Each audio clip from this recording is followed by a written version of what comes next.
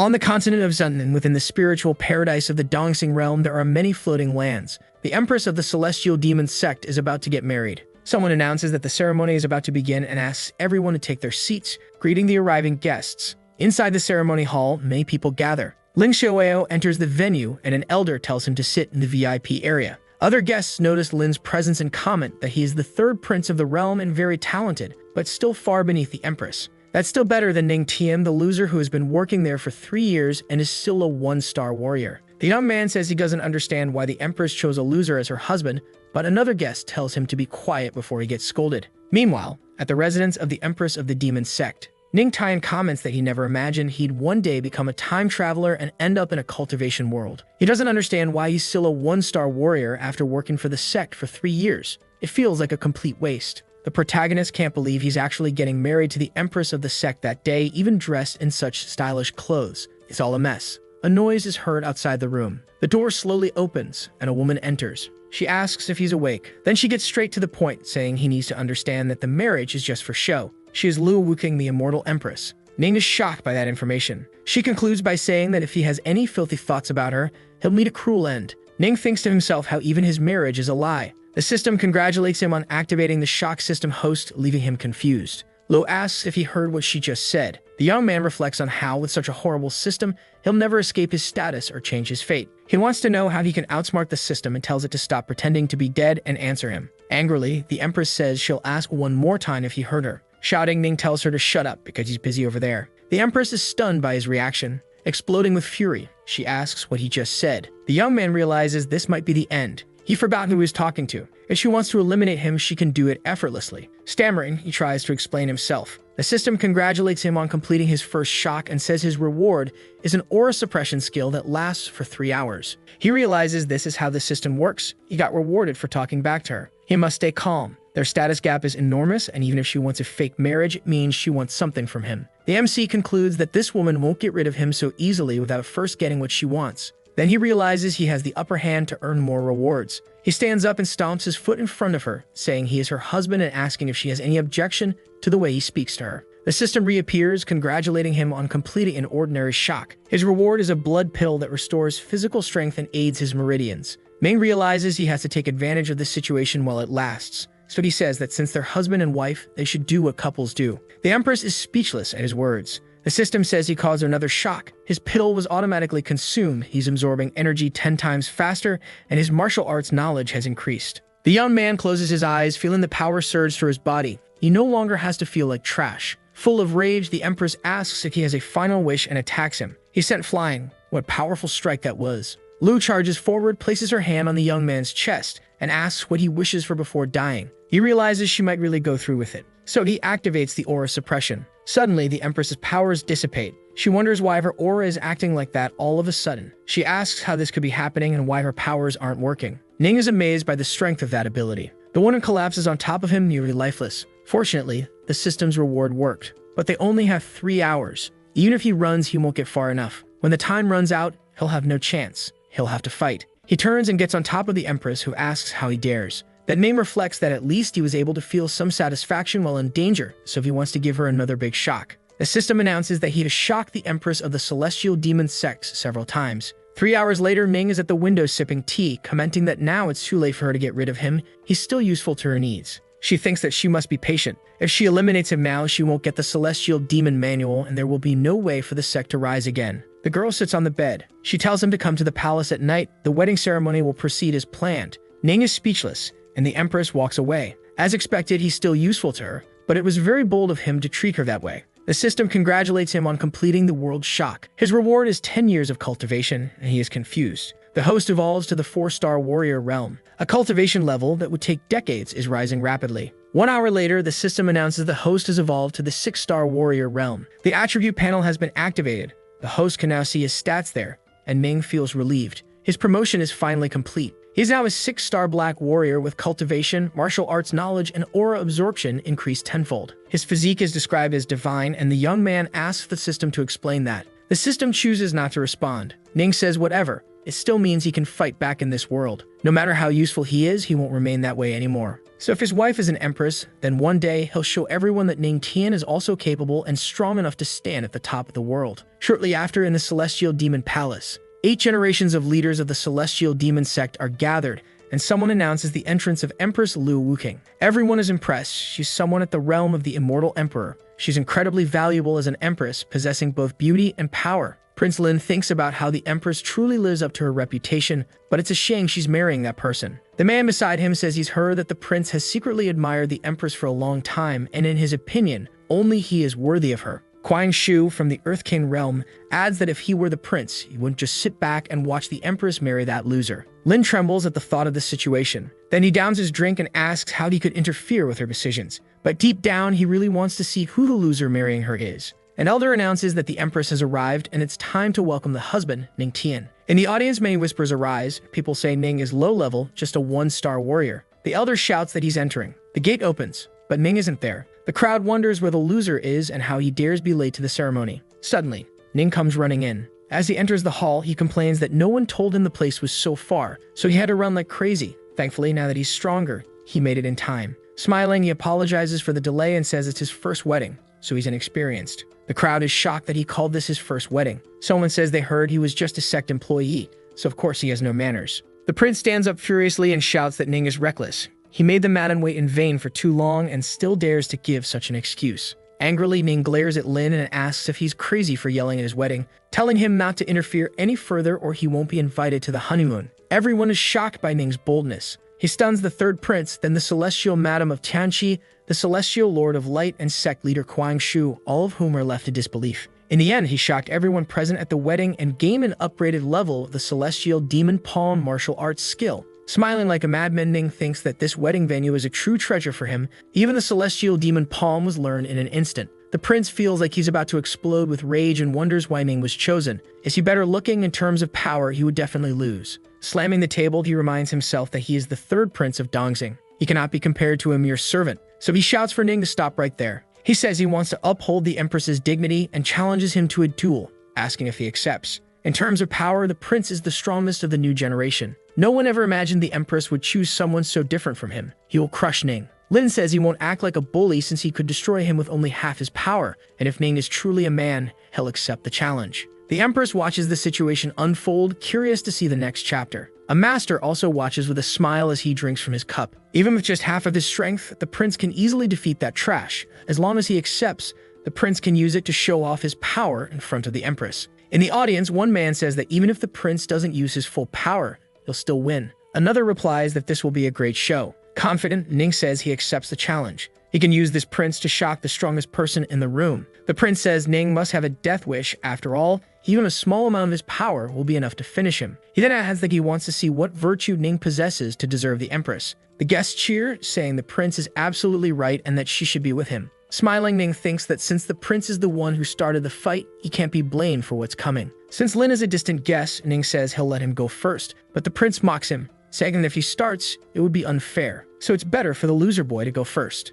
That's exactly what Ning was waiting for, so he says he'll go ahead and begin. The young man channels his power and moves to start the fight. Lin says his movements are trash and his aura and stance are pathetic. An elder from the demon sect says it's a shame the empress is clinging to garbage like Ning. Another elder says that lowly servant fell right into the provocation trap. A dragon appears within Ning's aura and he casually remarks that his palm technique really isn't all that great. He strikes with his attack, which is enough to end Lin. The prince says the kid must be bluffing. That move won't even scratch him. At his level, Ning shouldn't be able to generate anything threatening. Ning remains calm and unleashes his celestial demon palm at the prince, who simply watches. Then he realizes that this power is far stronger than he expected. An elder asks in amazement if that is the celestial demon palm, while another is shocked that he has such a technique. The prince thinks to himself that Ning is just a warrior. He shouldn't be able to maintain an earth-level skill. Now Lin must remove the attack and seal it. Using all of his strength, he tries to dispel the enemy's strike, but doesn't work. Nothing works. Terrified, he looks behind Ning to where the empress stands. He wonders if she's the one suppressing his aura.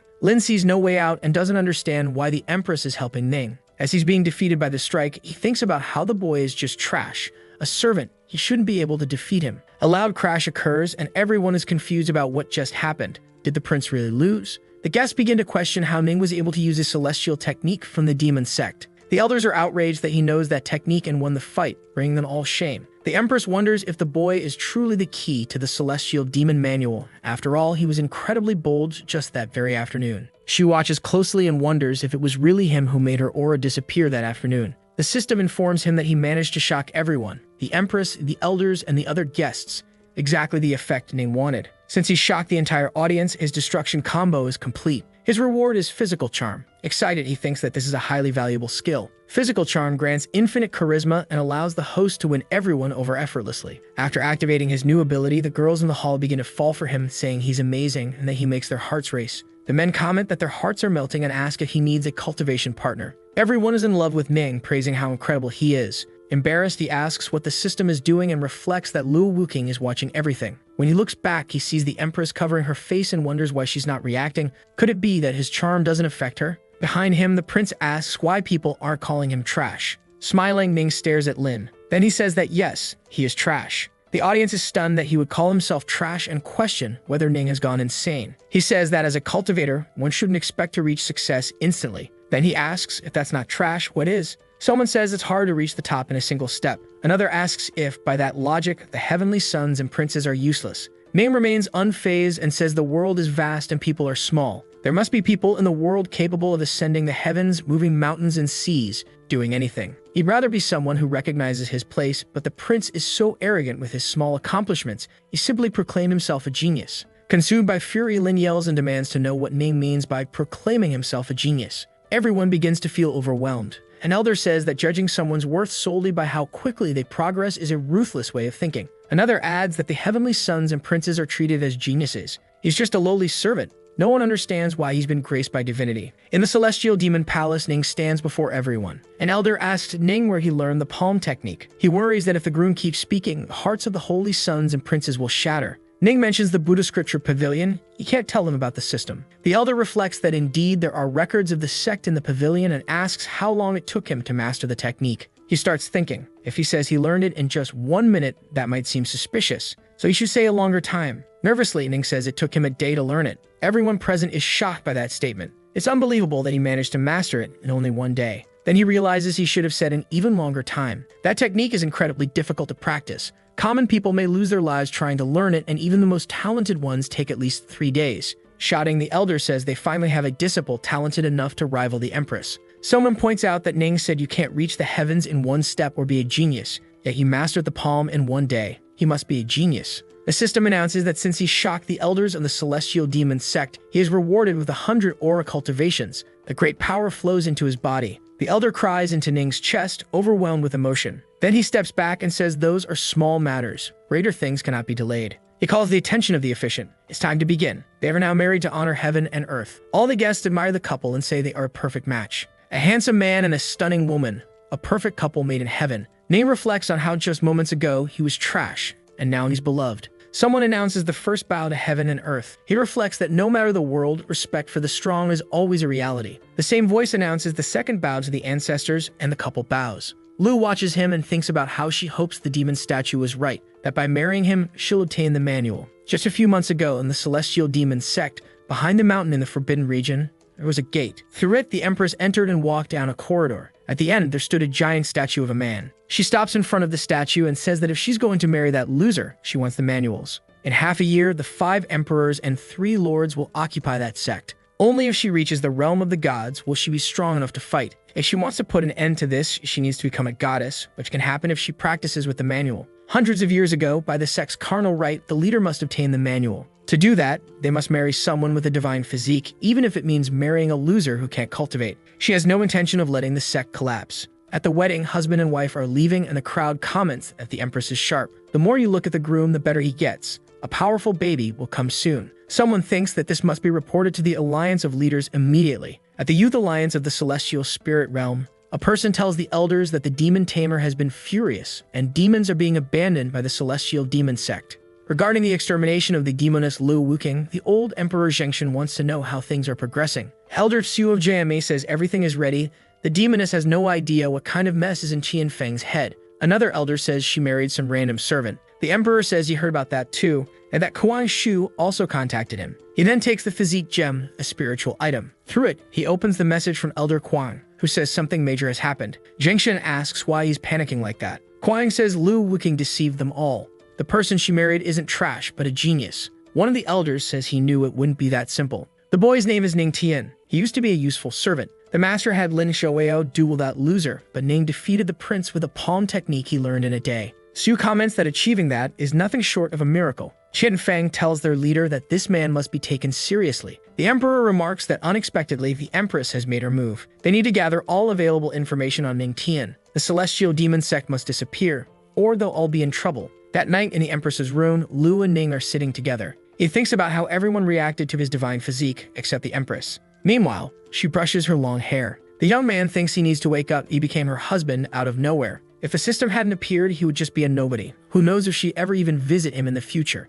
If he wants a foothold in this world, he needs to use his power. So he asks the system to activate physical charm. He wants to take advantage of being alone with her and try to shock her again, to see if she's the same as she was during the day. Smiling, Ming calls out to Lu. Then he says that a single moment on the wedding night is worth thousands of gold coins, so they should do something together. Annoyed, she turns to him and says she knows about his special physique and that it doesn't work on her. He reflects that the Empress's heart seems unbreakable. Even so, she stands up wearing her pajamas, which leaves Ning flustered and shocked. Boldly, she approaches him and says he wants to do that, but doesn't have the guts. Ning gets stressed out by her words and the Empress keeps mocking him. So he rushes forward to save his dignity and prove himself to her. But suddenly, he realizes he can't move and asks the Empress what she's doing. Lu says she merely suppressed his aura a little and tonight, he'll be sleeping standing up. Furious, Ning shouts at her to let him go and challenges her to fight in bed with real swords and weapons, but the girl ignores him. The night goes on and Ning realizes the Empress doesn't plan on letting him go that night. There's no way around it. The gap between them is too big, but he will train and sooner or later, he'll show that he's the greatest of all. The system announces that his cultivation has increased threefold. The next morning, Ning grumbles that Lu is extremely rude and made him stand the whole night. He cultivated all night and became a 7-star black warrior, but that's only a 1-star evolution, which feels too slow. The system informs him that the host can choose a place with abundant aura to cultivate and Ning thinks about it. He knows of such a place. It's the primary cultivation ground. All the aura of the celestial demon sect is gathered there. It's perfect. The disciples of the sect can triple their cultivation speed there. Everyone notices Ning's presence and is surprised that the most popular person in the sect is there. He's a cultivation genius. He didn't expect the growing cultivation aura to be so abundant and pure. It's truly extraordinary. But soon he's disappointed because it's still not fast enough. Those around him are shocked that he doesn't find it fast enough. It seems he can only release his cultivation power at 10 times the normal rate. The system informs him that his tenfold aura absorption is active and power begins forming around Ning. The environment starts to tremble and energy flows throughout the area. People wonder if it's an earthquake, but it's just Ning. He's absorbing the aura from the entire cultivation ground. The system announces that he has shocked the group of disciples and his reward is a ranked movement technique, Water Dragon Step. The cultivation speed of the Water Dragon Step increases tenfold. He thinks that with this movement, getting in and out of places will be no problem. Now he has plenty of aura stored in his body, but without new abilities added, his strength hasn't increased. So he approaches a female disciple and asks where the sex techniques are kept. Excited, she calls him Patriarch and answers that they have a scripture vault, which happens to be open today. He thanks her and leaves, but quickly he stops and asks what she just called him, Patriarch. He wonders how he can be a patriarch when he's only in his early 20s, but she explains that those are the sect's rules. Whoever marries the Empress is the Patriarch. Smiling, Ning comments that Patriarch sounds too old and thinks senior brother would be more fitting. The girl falls head over heels for his words. Everyone melts for him, so Ning says he won't disturb their cultivation any longer. But since he drained all the aura from the area, it can't keep cultivating. Ning heads to the scripture vault of the celestial demon sect and finds a massive line. So he asks if everyone there is going into the vault, saying it'll take centuries at that rate. A man starts to reply, but then realizes it's the Patriarch. Everyone falls in love with him and starts letting him through, calling him handsome and amazing. He really is charming. Not only did he win the Empress, but also the hearts of many disciples. The guys wish they had even a tenth of his charisma. Someone steps out and complains that there's too much noise in front of the vault. It's Elder Guyan, who asks if there are no rules here. He approaches Ning and all the girls around him step back. One guy comments that Guyan is an old-fashioned and strict elder exiled to the vault for contradicting the Empress. If he looks at you, you'll end up with nothing. Guyan prepares to make a move. Then he bows deeply in reverence to Patriarch Ning. It's the first time anyone has seen him be so respectful. Everyone is in total shock. Elder Guyan hands Ning the key to the vault and says he can access anything he wants. Ning thinks he doesn't seem strict at all. Guyan explains that the higher you go, the stronger the techniques become, and so do the strength requirements. Then he asks where Ning wants to go, but Ning quickly vanishes. He leaps powerfully and says he wants to go to the 50th floor, entering in one go. Gu Yan shouts that the Patriarch's floor limit is the 30th. Even the most gifted disciple doesn't go beyond the 40th. No one but the Grand Elder and Supreme Elder has ever reached the 50th. Ning thinks he has plenty of aura stored in his body, so now he needs to choose the best techniques. He opens the gate that leads to the floor. He begins walking through the shelves of skill scrolls. The more spiritual veins they contain, the faster aura grows and the more strength increases. But even with his body full of aura, he can only open a dozen spiritual veins, which isn't enough. Then he sees a scroll glowing in front of him and wonders what it is. It turns out to be one of the advanced Earth techniques, Demon King technique. He decides that's the one he'll learn and opens the scroll. Then he uses his comprehension boost to learn the technique quickly. The system informs him that the host is comprehending the Demon King technique, its elementary level has been achieved, and the technique has been upgraded to its maximum level. Ning feels all the power coursing through his body. His body and eyes begin to glow. Suddenly, there's a massive explosion. Outside, the crowd is stunned. The Patriarch found an incredible technique. Gu Yan wonders how much he can endure at once. Using the vault key, Gu Yan contacts Ning, calling out to him. He explains that the plaque allows anyone inside the vault to communicate with the outside world. Since he saw something strange happen, he became worried about the Patriarch. Ning says there's a problem. Too few spiritual veins are opening.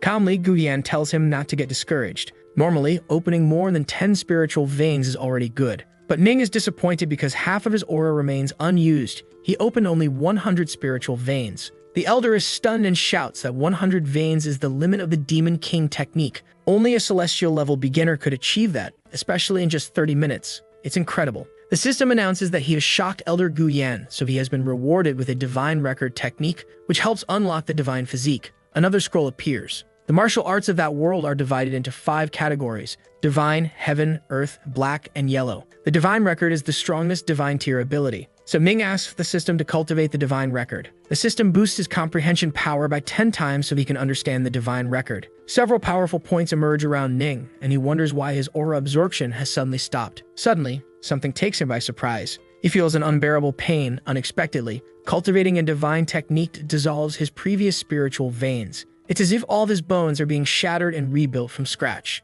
The system announces that the host has achieved 30% comprehension of the Divine Record. His Divine Physique is now active and the spiritual veins are about to be opened. He thinks that even with his comprehension increased tenfold, he was only able to absorb 30%. He wants to see how many spiritual veins this divine technique can unlock. From inside the vault, powerful lights shoot out and someone asks the Elder what's going on. Gu Yan replies that it looks like the Divine Ocean. When cultivating, aura gathers like a stream. The more aura present, the better it is for cultivation. But only when a massive amount of aura gathers does an ocean form. The Patriarch must have extremely high cultivation talent. The power Ning releases surpasses the walls and ceiling of the building. Someone shouts that the Patriarch and his spiritual ocean are rising toward the heavens. From below, it's possible to see Ning bursting out through the top of the vault in an explosion of power, trying to absorb all the aura of the celestial demon sect. Gu Yan yells that he's too young and that's far too much aura. It's impossible for him to absorb it all. The Supreme Elder arrives flying through the sky, saying it's a reckless move and asking who is trying to steal the aura of his sect. Everyone is shocked by his appearance. After all, he had been in seclusion. Someone comments that he must have succeeded and reached the realm of the Immortal Emperor. The Supreme Elder lands on the ground, furious, and everyone greets him. Gu Yan congratulates him, saying that now both he and the Empress possess Emperor-level power. No one will dare eliminate the sect. But the old man is filled with rage and shouts that he didn't succeed at all. He was on the verge of advancement when his aura was suddenly absorbed. Then he asks who's causing this mess. Gu Yan comments that since the Elder was gone for a year, he's out of the loop. That's the Patriarch. The old man is shocked that Lu got married, then asks who her husband is. Is it the Emperor of the Divine Palace or the Lord of the Celestial Mist? But it's neither. It's a member of the sect. He's stunned and yells that no disciple could possibly be worthy of her, that marrying someone like that is wrong. Amidst the chaos, someone says the young man is certainly worthy. It's the Empress, who has arrived at the scene, making everyone bow in her presence. Angrily, the Supreme Elder says she's a bad girl. The Righteous Alliance has their eyes on the sect and could invade at any moment. She should have chosen a powerful husband. She responds that he should watch his words.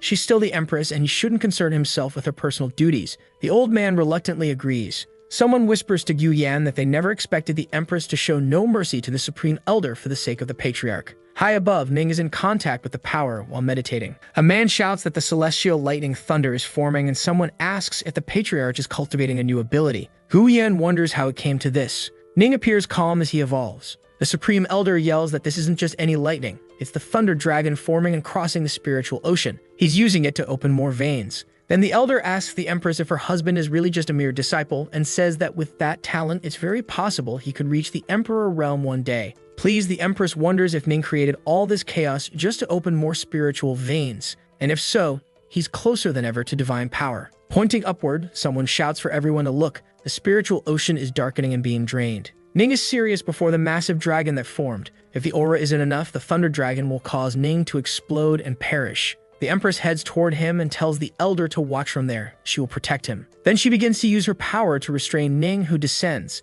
He hadn't expected that transforming the thunder dragon into spiritual veins would require so much aura. The Empress is caught off guard and he begins absorbing her aura by force. She is protecting him. This is the first time something like this has happened. Everyone is stunned that someone would receive such treatment from the Empress. Staring at Ning, she thinks he has quite the appetite if he wants to absorb her aura too. Curious to see how much he can take, the girl decides to willingly give him her aura and then uses all her celestial emperor power. Ning absorbs all the aura he can in front of the massive dragon. The thunder of the spiritual veins is truly extraordinary. Smiling, the patriarch is struck with an immense amount of power and moves toward his wife. The Empress is surprised by the situation and he holds her in his arms, thanking her. Then he teases her a bit for having willingly given her power to protect him. She complains and tells him to let her go already. Ning hadn't expected her to protect him. It seems she really does need him alive. The two fly through the sky, now without the spiritual ocean or the dragon. Guvian asks the Supreme Elder how many spiritual veins he opened during his first awakening. The old man replies 8, and that he was considered a genius for it. Then he says that boy is incredibly talented. He might be able to open 40 or 50 veins. From below,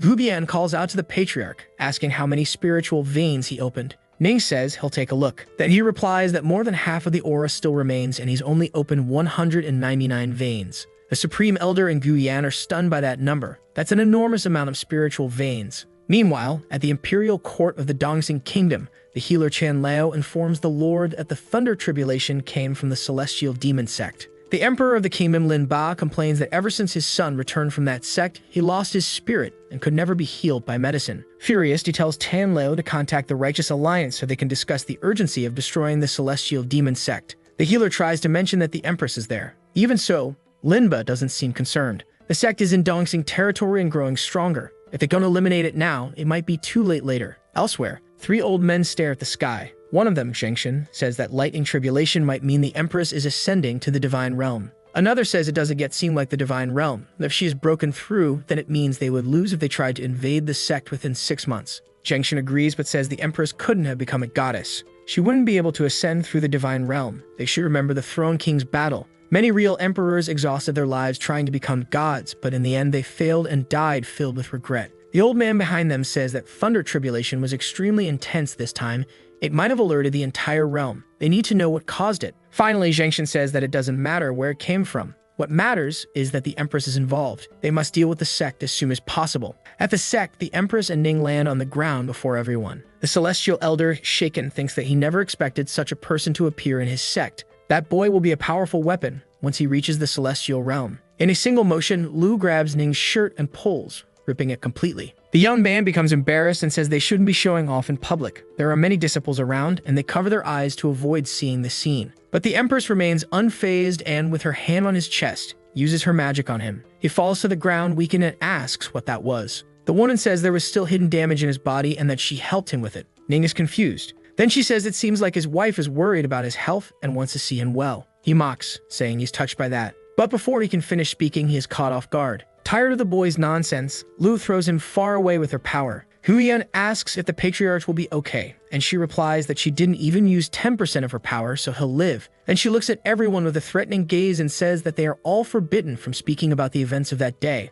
If anyone does, they will be annihilated. Everyone present agrees and says they understood the warning. Far from there, Ning crashes hard into a lake. He startles several girls who were relaxing in those waters. Angrily, Ning says that Lu should respect him because he's still her husband, but she threw him away. One of the startled girls then realizes it's the patriarch. They all become shy and ask why he's at the hot springs. Ning becomes worried that his reputation as patriarch might be ruined. Quickly, he starts saying it was an accident and that he can give a reasonable explanation. But one of the girls ignores him and says he looks like the type who enjoys watching things. Shyly, she says he can look around without any problem. Desperate, they start running toward him, asking to touch his toned abs. But the young man jumps far away, leaving all the girls disappointed. Angry, Ning heads home thinking Lu is ruining his reputation, and his divine physique just made everything even more dangerous. At least he didn't cheat in the relationship there, or else his well-being for the rest of his life would be at risk. The Empress meets with him and asks if the bath in the hot springs was good. He is startled, but the girl, indifferent, tells him to follow her. The dude heads into a dark cave and Ning comments that he didn't think the sect had a place like that.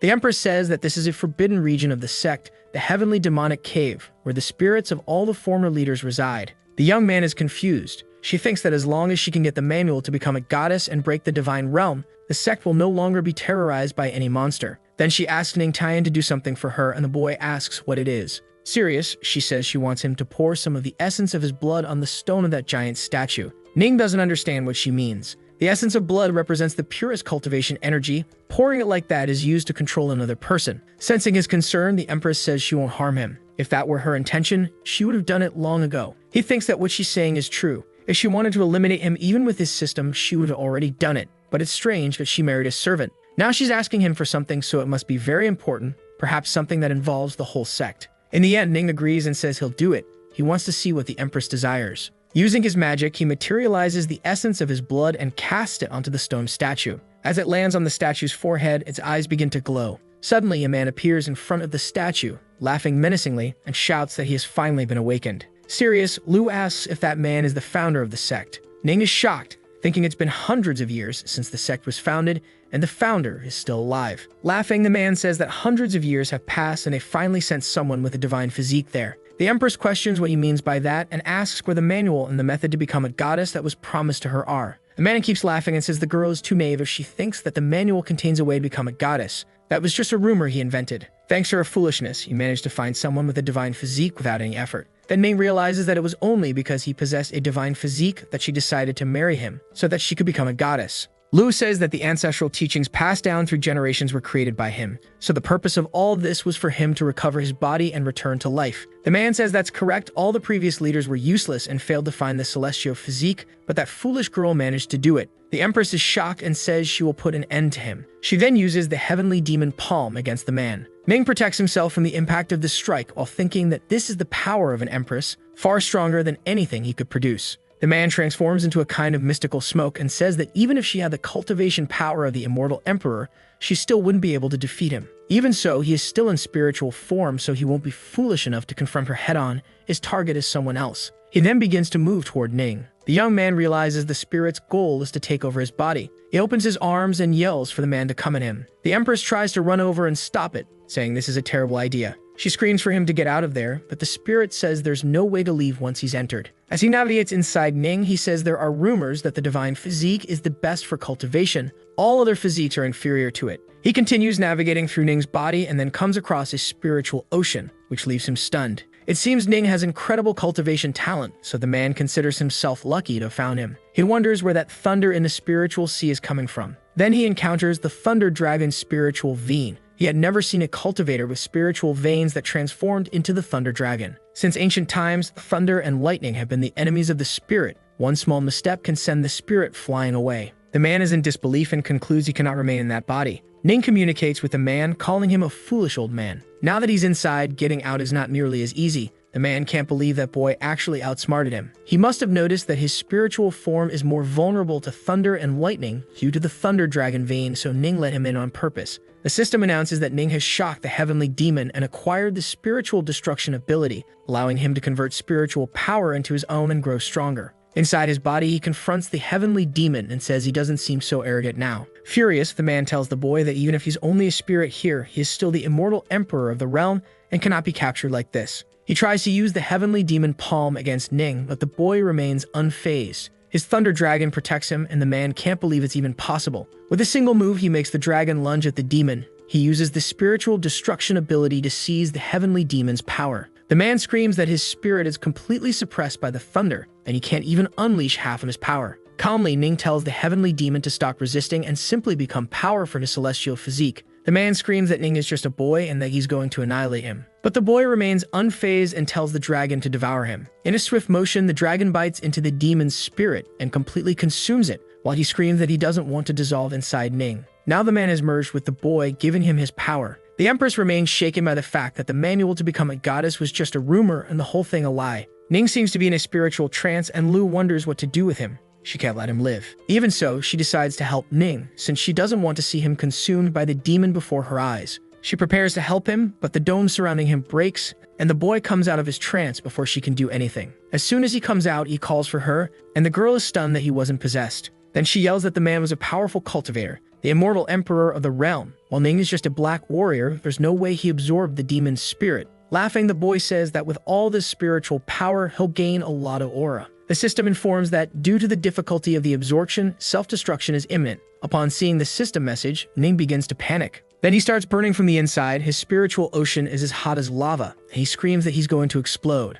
But Lu gives him a kiss. Ning tries to pull away from the kiss, but the Empress says that if he doesn't want to explode, he needs to stay still. She's helping him by suppressing the violent spiritual power within his body. They remain like that for about an hour as she assists him with all that power. Then she pushes him away. Smiling, Ning says the process was exciting and happened all of a sudden. The girl conjures a small magical orb and says it's for him. Ning asks what it is. Lu replies that it's a spiritual pearl formed with spirit energy. It contains the aura of the celestial demon, and he can use it as a daily cultivation tool. But he needs to remember that cultivation must be gradual and consistent. He shouldn't absorb too much at once. She won't always be there to save him. The boy nods and thanks her. Then he asks if destroying the celestial demon doesn't count as disrespecting their ancestors. Quickly, Lu casts her magic and destroys the huge statue that was there, saying that man led the sect for generations driven by selfish desires. He is someone who doesn't deserve to be part of the celestial demonic sect, so it can't be said that they disrespected anyone. Lu thinks about how she didn't expect the manual to be a fabricated lie.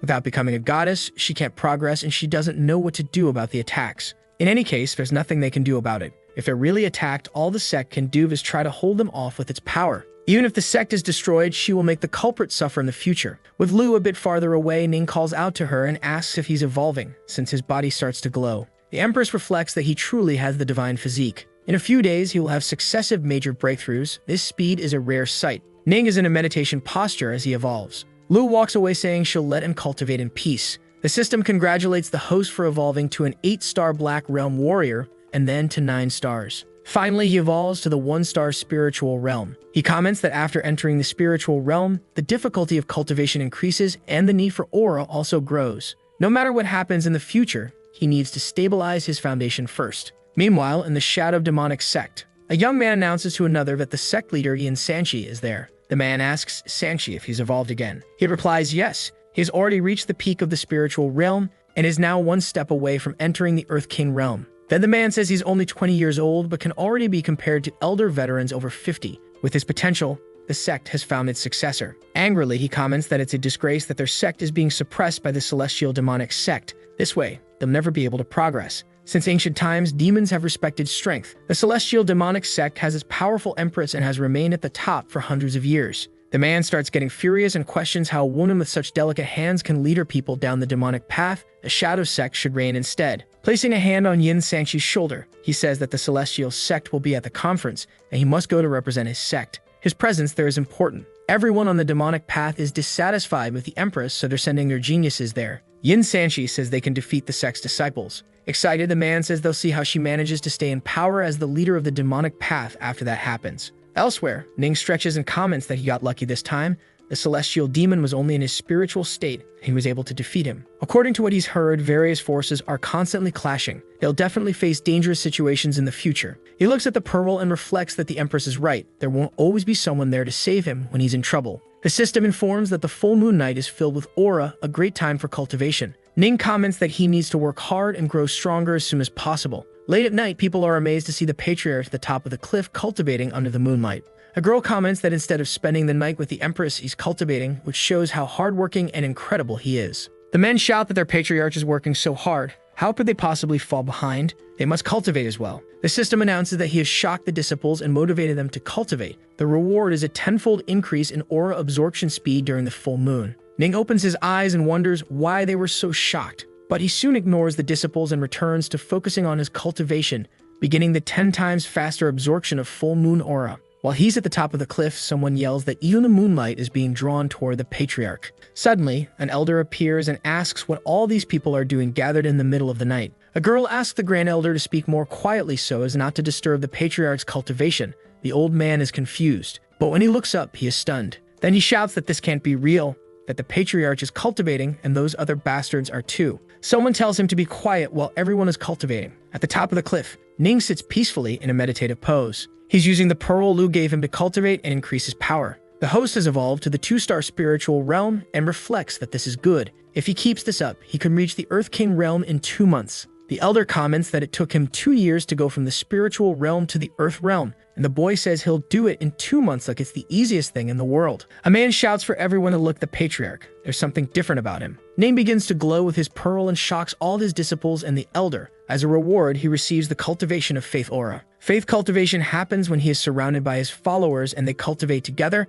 The cultivation speed will double, and the aura cultivated by the followers will be transferred to the host. Looking down, Ning concludes that he has no shortage of followers. Even so, if he manages to win over the Grand Elder, the aura falling on him will be even stronger. The boy descends before the elder with a smile. He says that the moon is particularly bright tonight, so the aura is abundant, and they should cultivate together. The old man says he has somewhere else to be. One of the disciples shouts that the patriarch made him evolve, and the others excitedly agree. The elder wonders what kind of luck he had that night. It wasn't just group cultivation, but collective evolution as well. Then he says that the patriarch invited him so kindly, he simply can't refuse. Amid the followers, he sits down in a meditative position. He finds it strange that he doesn't feel anything special. Someone says he needs to shout that the patriarch is the greatest first, and the old man says that as an elder, he really shouldn't say something so embarrassing. But since he wants the power of evolution, he shouts that the patriarch is the greatest. Upon saying that, double the aura enters his body. The elder keeps shouting that the patriarch is the greatest, now extremely excited. Ning closes his eyes to cultivate again and thinks that with the moon aura, the pearl, and the power of faith, the effect will be even greater. With tears in his eyes, the elder says that with the patriarch there, the heavens have truly blessed their sect. After that, in the heavenly demon palace, the Empress is announced as seated at the end of the grand hall. The Grand Elder enters and apologizes for being late. Lu asks what happened. The old man says he followed the patriarch's moonlight cultivation the night before, so he ended up late. Another elder comments that the patriarch is just a black realm warrior. But the Grand Elder responds that he cultivated with the patriarch and his aura was more effective and abundant than usual. The Empress complains that the boy didn't return all night and made a huge ruckus. Then she tells everyone to return to their posts because the conference will begin soon, and there must already be many representatives arriving at the sect. The Empress says that disciples of the heavenly demon sect must not fall behind in front of others and asks if the elders understood. Everyone says yes. 3 days later, the genius representatives arrive at the sect. The Grand Stone Sect, the Split Stone Sect, and the Shadow Sect are some of them. Citizens are shocked that so many people came to this year's conference. Even the 3 great demon geniuses are there. There's the genius from the Heaven Sect, Ling Ao, an incredible and calm swordsman, the youngest master in his sect. The chief disciple of the Shadow Demon Sect, Yin Sanchi, is so cruel that he once massacred an entire village by himself. It's impossible to know if he's there with good intentions. The geniuses hear something. It's the Saintess of Yachi. They have no conflict with anyone, nor did they come for the Empress's wedding, yet at that moment, the Saintess is arriving. A man welcomes the Saintess and everyone else. He introduces himself as Lai Changxing and says he will guide them to the conference hall. The Saintess comments that she saw many disciples cultivating and would like to know who the genius is at the top of that rock. Lai Changxing informs her that it's their patriarch. Ling Ao, Yin Sanchi, and the Saintess are impressed that he is the Empress's husband. Ling Ao mocks, saying he's only in the spiritual realm, can't even take care of himself, and shouldn't be leading others. Meanwhile, the disciples say they've evolved again and that the patriarch is a true god. Serious, the genius Ling Ao says that's way too arrogant. Mei appears with his thunder dragon, realizing this is his chance to improve his skills.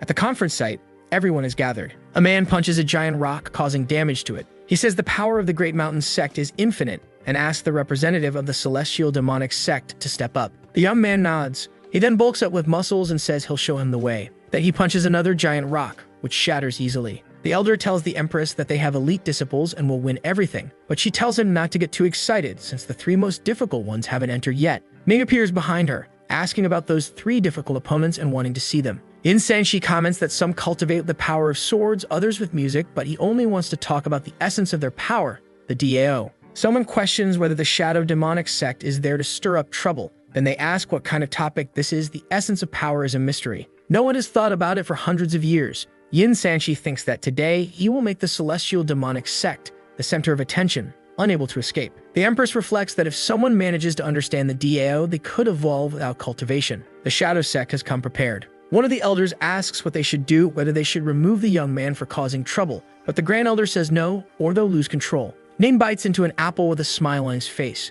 Then he asks his wife if all the disciples of the shadow demonic sect are wimps like him. Yin Sanshi looks at Ning and assumes he must be the patriarch since he's standing close to Liu Wuking. He looks like a brat to her. Ning mocks Yin. Then Yin Sanshi asks if no one there can tell him the origin of their powers, what they call the DAO. From above, Ning says that's a really dumb question and asks if it's even worth asking at their conference. Yin Sanshi observes that Ning is very calm and wonders if the young man actually has an answer to his question. That can't be possible. He's been preparing his question for a long time, and that patriarch is still in the spiritual realm. There's no way he knows anything. The Grand Elder asks if the patriarch knows the answer. Then Ning descends toward Yin and says he doesn't understand what's so hard about answering where their power comes from, and tells him to take a good look. The patriarch steps onto the main stage and the disciples go wild, shocked by his action. Mocking, Yin Sanshi says he's young and low level, then questions whether the sect really wants to send him to answer the question. Ning says it's not about age. Ling O comments that it's stupid to call that question simple, and that the patriarch is probably just spouting nonsense. Then Ning says he's going to show Yin what they call the DAO, the origin of all their power. He says the DAO has no sound, no form, no scent. A bird lands on his hand and he continues, saying it is vast without limits, yet empty like the void. The DAO created everything in heaven and on earth. It is the energy that governs everything in the world. In the audience, a disciple shouts that, as expected, the patriarch knows the DAO is very profound and everyone starts praising him loudly. The Saintess thinks about how valuable he is to be a legendary patriarch. He stabilized the situation with just 2 sentences. Outraged, Yin asks if he thinks he can get away with saying a few words that no one understands, and Ning says it's rude to be impolite like him. He then tells Yin to listen closely because there won't be another lesson like that again. There are 300 paths, each with its own understanding, so he tells them to take the sword DAO as an example. This path uses sword intent. That's because swordsmen possess knowledge about swords. If a person practicing swordsmanship understands sword intent, then they also understand the sword DAO. This way, it's possible to define the DAO for each path. A man asks if the patriarch is saying there are 300 different paths to the DAO, and that each one is unique in its own way. The DAO will be in one's heart. In the crowd, people shout excitedly that Ning helped them evolve, and that they were able to understand the patriarch's analysis. Yin is speechless, and says that can't be possible. Cultivating the DAO, understanding the DAO, having it in your heart, is all so simple. Then Yin Sanshi evolves. Ning comments that he doesn't want to admit it, but his body doesn't lie. Yin is losing it from having evolved just by hearing the patriarch's words. He shocked everyone present and received a bonus ability. With it, he could reach the peak of an immortal emperor. Ning thinks that might be the same as having an extra life. Impressed, the Grand Master says the patriarch was able to clear up all the people's doubts and is truly a rare blessing for them. Solemnly, Yin bows and admits that this is the day of his defeat. Everyone shouts how incredible the patriarch of the heavenly demon sect is. Yin Sanshi comments that the plan failed, so the leader of the sect needs to make a move. He mocks angrily, saying it doesn't matter that Ning could answer his question. When he returns to the sect, they'll all suffer great losses. Ling O introduces himself as a member of the Heaven sect and asks the patriarch to guide him. He jumps into the center of the stage before Ning and says he wants to discuss the sword DAO. The show is beginning. Ling is a very powerful swordsman. Smiling, Ning tells him to come closer, and he thinks this is the perfect moment to test the martial arts the system gave him. Facing the patriarch, Ling says his shadow sword is a great treasure weapon. Then he draws his sword with a swift motion that draws everyone's attention. In the entire heavenly spiritual domain, a treasure weapon is one of the most powerful types of weapons. A sect leader must truly value him to have given him such a sword. Weapons in the domain are generally divided into 5 levels: magical, spiritual, treasure, immortal, and artifact. There may be levels above artifact, but no one has ever seen one. Ning thinks that even with such a good weapon, everything still depends on its wielder. Pointing the sword at Ning, Ling Nao asks why he doesn't have a sword if they're going to talk about sword power. The patriarch says he simply doesn't have one. Someone in the crowd shouts that they have a good sword for him. Another asks the patriarch to use theirs, but he doesn't want any of them. Even though he doesn't have a physical sword, he has another option. His aura shapes itself into a sword, and Ling Ao is impressed that he was able to mold it so perfectly. He acquires the dragon's sword. A massive bluish dragon appears, scaring Ling Ao. Such a fierce sword, it's like a blue dragon emerging from the mountaintop. It's incredible. Smiling, Ning dismisses the dragon and says his hand slipped. He's never understood swords and still needs more practice to master it. Ling O says the patriarch's level with the sword is on another plane. He really is someone superior. Seeing no way out, the man decides to surrender, saying he lost that challenge. The crowd once again goes wild, shouting how amazing the patriarch is. As the young man walks away, Ning thinks that at least he got to test his magical sword on someone. Ling O asks if Her Holiness will take the stage as well, but the girl says she's not there to discuss the source of their power. Suddenly, some kind of magical movement occurs. Ning thinks this is bad. His aura is being suppressed and he can't move. He starts trying to figure out who it could be. It's a cultivator from the Immortal Emperor realm, but it can't be Lu Woking. Nervously, Ning wonders who it might be. The Empress is using her power mockingly. She makes the aura vanish and people observe that the Empress is incredibly powerful and was able to prevent a tragedy.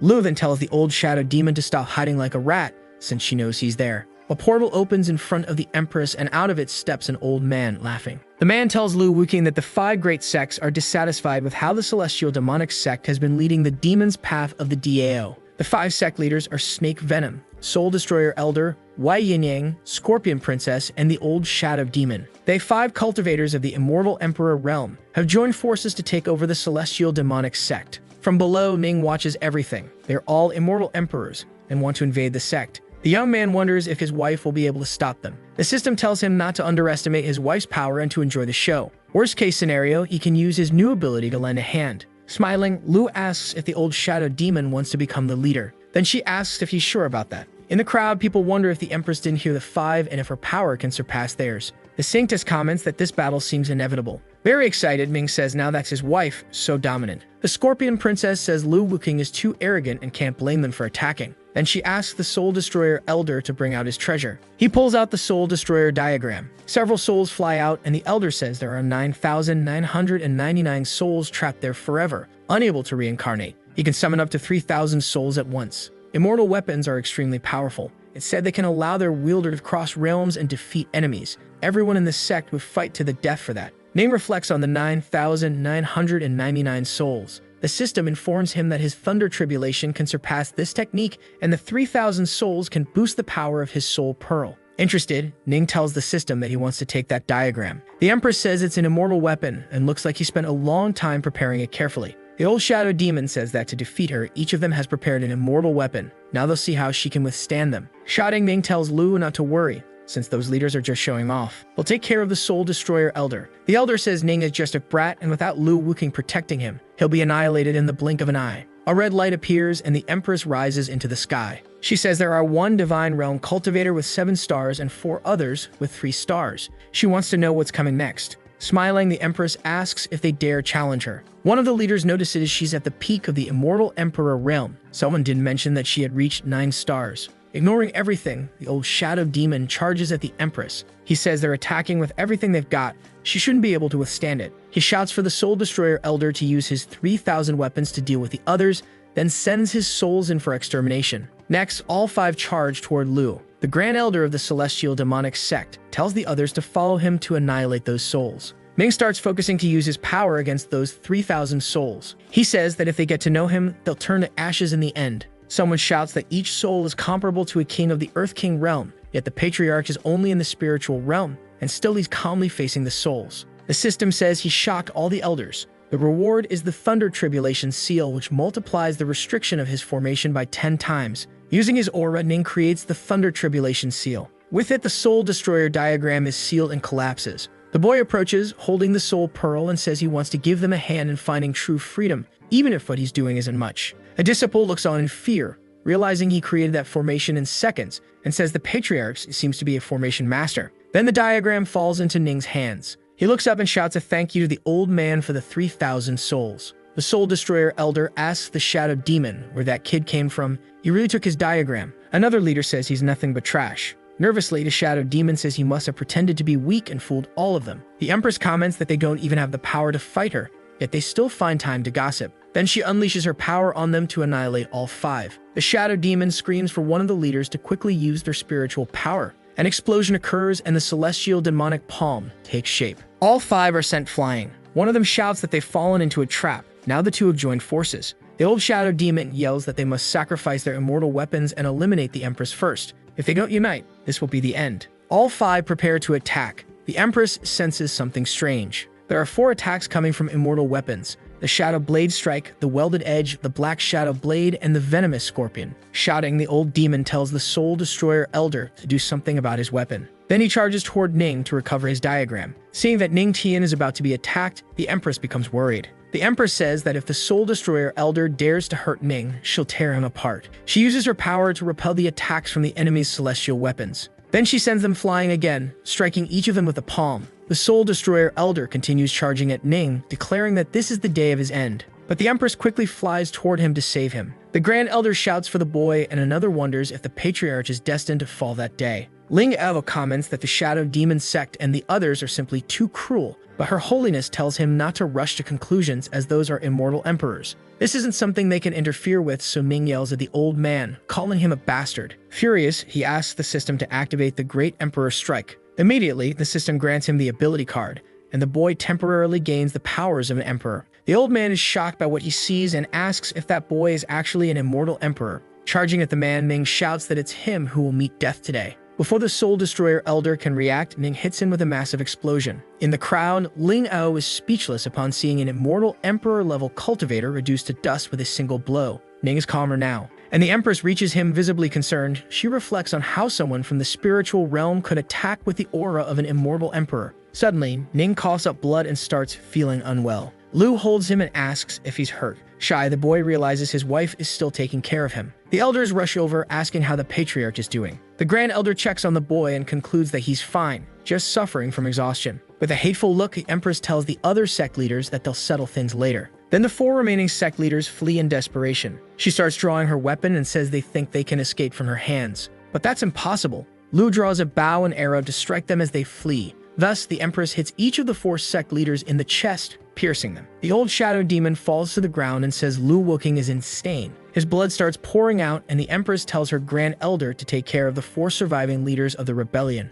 After this event in the Just Alliance, someone is shocked to receive the news that their 4 sect leaders are gone. The only survivor was the old shadow demon, who escaped with severe injuries. That nobody, the Empress's husband, annihilated the Soul Destroyer Elder with a single blow. The old man says Lu is at the peak of her power. How many could provoke her now? As for the useless one, she should give him some protection. Still, now everyone knows he exists. Then the elder says that's no excuse. When the leader of the celestial palaces of the Void God emerges from seclusion, Lu won't be able to oppose him. He orders his subordinate to inform everyone that disciples must be sent out for training, and if they encounter anyone from the Heavenly Demon sect, they must annihilate them. 3 days later, in the Heavenly Demon sect, Ning is lying on a rock above the lake. He wakes up and wonders if he's still alive. He feels like his entire body is about to fall apart. He thought he met his end at the hands of that old Soul Destroyer. The Empress approaches and says it's already been 3 days, then asks if he really hadn't woken up yet. The boy looks at Lu. She comments that no matter how long it takes, she will wake him up. Feeling giddy, the boy thinks she's harsh with words but soft-hearted. He decides to pretend he's still asleep to surprise her. For the first time, he looks carefully at his wife. Before, he had been in such a rush, he hadn't even noticed her properly. Lu says that his celestial physique can activate the healing aura of the lake and speed up his recovery. Then she notices that the young man's heart is beating rapidly. The Empress wonders if his injury has worsened again, concerned. Ming's nose starts to bleed, and she asks if it's possible for an unconscious person's nose to bleed. Then she realizes the truth. He had been awake the entire time. Playfully, Ming says good morning to his wife and asks how she slept last night. She replies that she couldn't sleep comfortably without him. The young man gets shy at her response and says she's very cute. The girl says his tongue is smooth, and now that he's awake, it's time to change clothes. Then she asks him to follow her. The young man wonders if she's being shy. He didn't expect his wife to have such a charming side. Confused, Ning asks Lu where they are going. Someone shouts that they are greeting the Patriarch. All the sect's disciples are there, congratulating the Patriarch and thanking him for saving the sect. The host shocked everyone. His cultivation level increased and his energy was restored. The system informs him that his energy absorption is increasing. He thinks it's incredible. It doesn't just count as aura, it's also possible to store energy to use in attacks. The Grand Elder says, excited that they were worried about Ning and are happy he woke up. Another comments that the Patriarch annihilated the enemy with a single blow. In her hands, the Empress holds the acquired immortal weapons. The Wind Dragon Spear, an emerging weapon like a dragon, with immeasurable power. The Black Tortoise Shell, it is dark and indestructible. The Red Sky Sword, potent like a blazing flame. The Empress says that Ning Tian helped with the annihilation of the 4 sects, and the Celestial Demonic Sect is grateful, so he may choose one of the weapons. Ming thinks about taking all 3, but with his current strength, he wouldn't be able to control them. So he decides to choose the Red Sky Sword, which is a mid-level immortal weapon. The young man takes the sword and says it is the chosen one. With that deep aura, it truly is an extraordinary weapon. Using his own blood, Ning establishes a blood contract with the weapon. All of this so the sword recognizes its master. Someone says he is worthy of being the Patriarch. The blazing flame aura is very strong. Looking at the blade of his sword, Ning connects with it, and a flaming dragon is formed. Everyone notices that this is a tremendously powerful reaction. No one imagined that the Patriarch's sword would be that incredible. Suddenly, the aura begins to weaken and the sword seems to become a spiritual aura weapon. Then the Empress explains that the red sky sword behaves like that. Its level changes according to that of its master. The master's strength determines its strength. The stronger he becomes, the stronger the weapon will be. It will all depend on Ning's power. The young man thanks his wife and reflects that as long as he keeps evolving, there will be no limits, and soon the sword will be as strong as an immortal weapon. Looking at the young man, Lu says she has something to ask. Serious, she questions where his great emperor's strike came from. She knows that with his physique, he shouldn't have been able to do anything like that. Ning thinks that even if he can trust Lu Wuking, the system is involved in that, and if anyone finds out about it, he'll be in danger. Lowering his head, he says he doesn't want to lie to her, but he can't answer. Disheartened, Lu says that if he doesn't want to tell, he doesn't have to. In short, secrets may not be exposed, but there will always be someone greater and stronger. Relieved, Ning thanks his wife for her understanding and says he'll tell her if there's a chance in the future. An elder calls out to Lu and says that the Saintess of Yaqi is requesting an audience. The Empress tells them to ask the Saintess to wait in the hall. She will be there shortly. Some time passes and the two meet in the main hall. The Saintess says that, at the request of the great Queen Mother of the West, she is there to retrieve the Celestial Mirror from the sect. Lu says the Celestial Mirror is a precious treasure of the Celestial Demonic sect and asks why the Queen Mother wants to borrow it. Then the Saintess explains that this involves a secret of the Holy Land of Yaqi, so she cannot speak of it, but in exchange, they wish to offer an elixir of immortality. Curious, the Empress questions whether the Holy Land of Yaqi is really willing to give up even their elixir just to obtain the Celestial Mirror. The Saintess explains that in their land there is an immortal lotus flower that blooms every 10 years, full of spiritual energy, from which the elixir of immortality is extracted.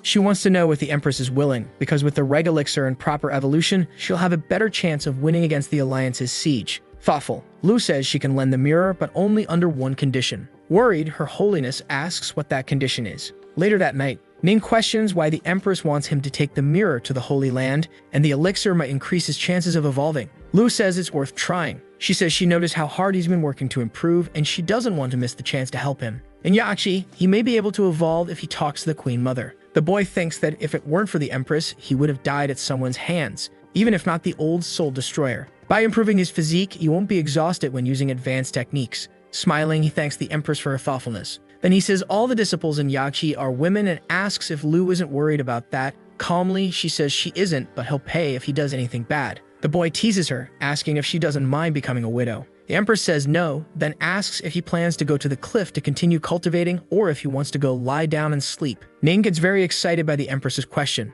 He says of course he wants to go to bed and sleep with her. He leans in to kiss Lu, but the Empress asks him to wait. Turning her face, she says he doesn't have permission to do that with her, because the girl isn't ready yet. Even so, she can still sleep in his arms. In the Celestial Demon Palace, someone comments that the Patriarch wasn't on the cliff the previous night, so he must have cultivated somewhere else. The boy tells his wife that no matter where he is, he always has to work hard. The Empress asks the Grand Elder to fetch the Celestial Mirror. He pulls out the sect's treasure from a small pouch. Nothing can be hidden from that mirror. Then Lu asks Ning to give her his hand. She says she will engrave some information on his hand so he can control the mirror. It holds the Emperor's power and can't be taken from him. Closing his hand, the boy gains control of the Celestial Mirror. His wife tells him he can now go to Yaqi with Her Holiness. Her Holiness calls for the Celestial Pegasus. A flying horse enters the hall and she asks Ning Tian to hop on. They both mount the creature together, but Ning complains that the space is too tight. He then says he's grateful for Her Holiness's kindness, but he can't ride the horse with her. The girl is shocked, as many men would love to be in that position. To solve the problem, the Empress summons the spirit Sparrow Father. Ning covers his eyes from the brightness. Before them appears a massive bird, a level 6 beast with power equal to a cultivator from the Heaven Realm. The boy is impressed by the huge bird. Stroking its head, he reflects that a level 6 beast is equivalent to a cultivator of the Heaven Realm. He mounts the bird and says he'll return soon to his wife. Lu wishes for his safety. He then asks the sparrow to fly to the Holy Land of Yaqi. They soar high into the sky, and Ning comments that this is the first time he's left the sect since arriving in that world. Still, he's heard that there are 3 paradises and 9 realms. The spiritual heaven domain is in the second paradise and is divided into 2 parts, the righteous and the demonic. On a holy island of Yaqi, neutrality has always prevailed and the 2 sides have never caused trouble. If there's a place there where he can improve his physique, then he surely isn't the only one trying to reach it. Ning wonders what kind of challenges he'll face there. Her Holiness talks about how vast the spiritual paradise domain is and that the trip to the Holy Land will take 1 full day and night. The boy thanks her for the information. Then realizing he has plenty of time, he decides not to waste it and cultivates as much as possible. Curious, Her Holiness asks why there's such a rich aura at such a high altitude. When she opens the curtain, she sees Ning cultivating and asks if he's really just in the spiritual realm even while producing such a strong aura. The system announces that he has shocked Her Holiness and is rewarded with a DAO of 3,000.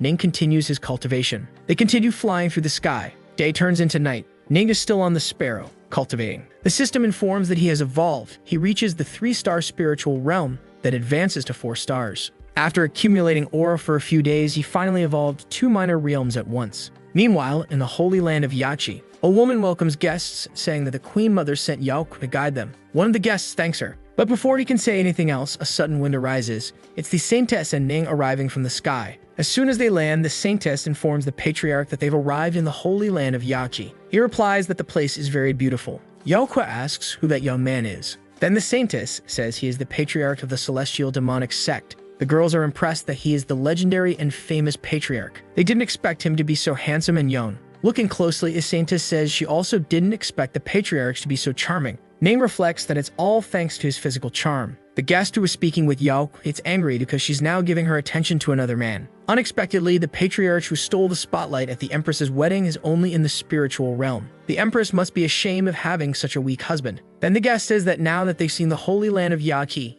he wants to greet the Patriarch. The Patriarch's words once moved the heart of the original holy son of the celestial vault holy land. He's not trashed like the previous one, so he'll test him. Ning says he doesn't remember him. There were too many holy sons that day. The guest is shocked that he doesn't remember, since he's the one who made them lose all their composure. Ignoring the conversation, the Saintess calls Ning Tai to follow her. She's going to take him to meet the Queen Mother of the West.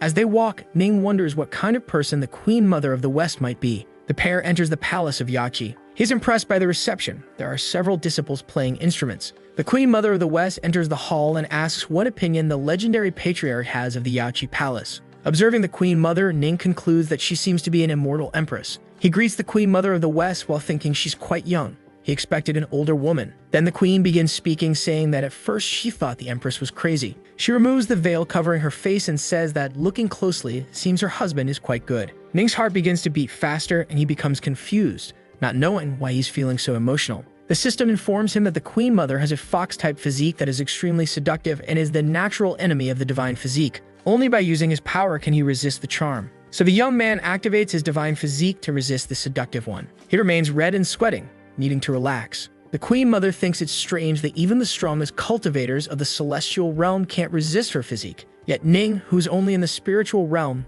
can endure it. Serious, the young man says that kind of behavior isn't expected from a Queen Mother. He's representing his sect and is still Lu Wuking's husband. Smiling, the Queen Mother says she was only teasing him. Then she apologizes and says she'll be more careful. The young man gets straight to the point and asks what she wants the celestial mirror for. Turning around, she asks the Patriarch to follow her. They head outside the hall. One of the disciples is saying that they can no longer handle the spring that's gone out of control. The Queen Mother introduces the Patriarch and says he has the celestial mirror. Ning asks why the spring is darker than usual. Then the Queen says her disciples polluted the water during cultivation, but they can handle it themselves. They just need to borrow the celestial mirror. Serious, Ning asks if not even the Queen Mother of the West can deal with that.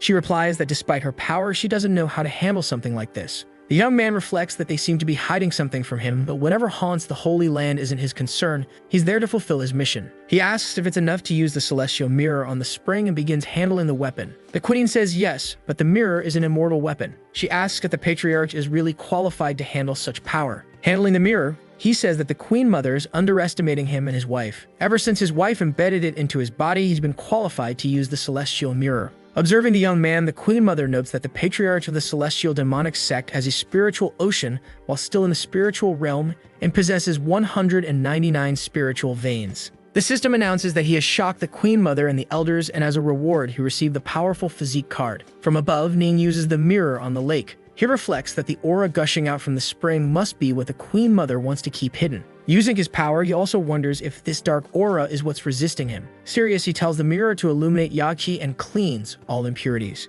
The darkness quickly vanishes and the spring returns to its original state. Then Ning calls the mirror back. As soon as he takes the weapon into his hand, he feels extremely exhausted. He falls from the sky, and Her Holiness catches him. The Queen Mother asks Her Holiness Yo Keksai to help the Patriarch recover, and afterward, she will personally thank him. Then she informs her disciples that from now on, no one is allowed to approach the immortal spring without her permission. They leave as a strange symbol appears in the lake. Elsewhere, Ning thinks it's no wonder Lu didn't give him all 3 immortal weapons at once. Just by activating the celestial mirror at full power, His entire aura was drained. Fortunately, his recovery is fast with the divine registry. Her Holiness approaches the boy and asks if his aura was drained. She seems worried, but Ning is already almost completely recovered. She's impressed by the speed. Just moments ago, he was exhausted and his spiritual ocean had been drained. The system announces that he has shocked Her Holiness of Yachi, so his aura cultivation increases by 300. The Queen Mother of the West enters and tells Yo, and not to say that kind of thing to the boy. Immediately, Her Holiness greets the Queen.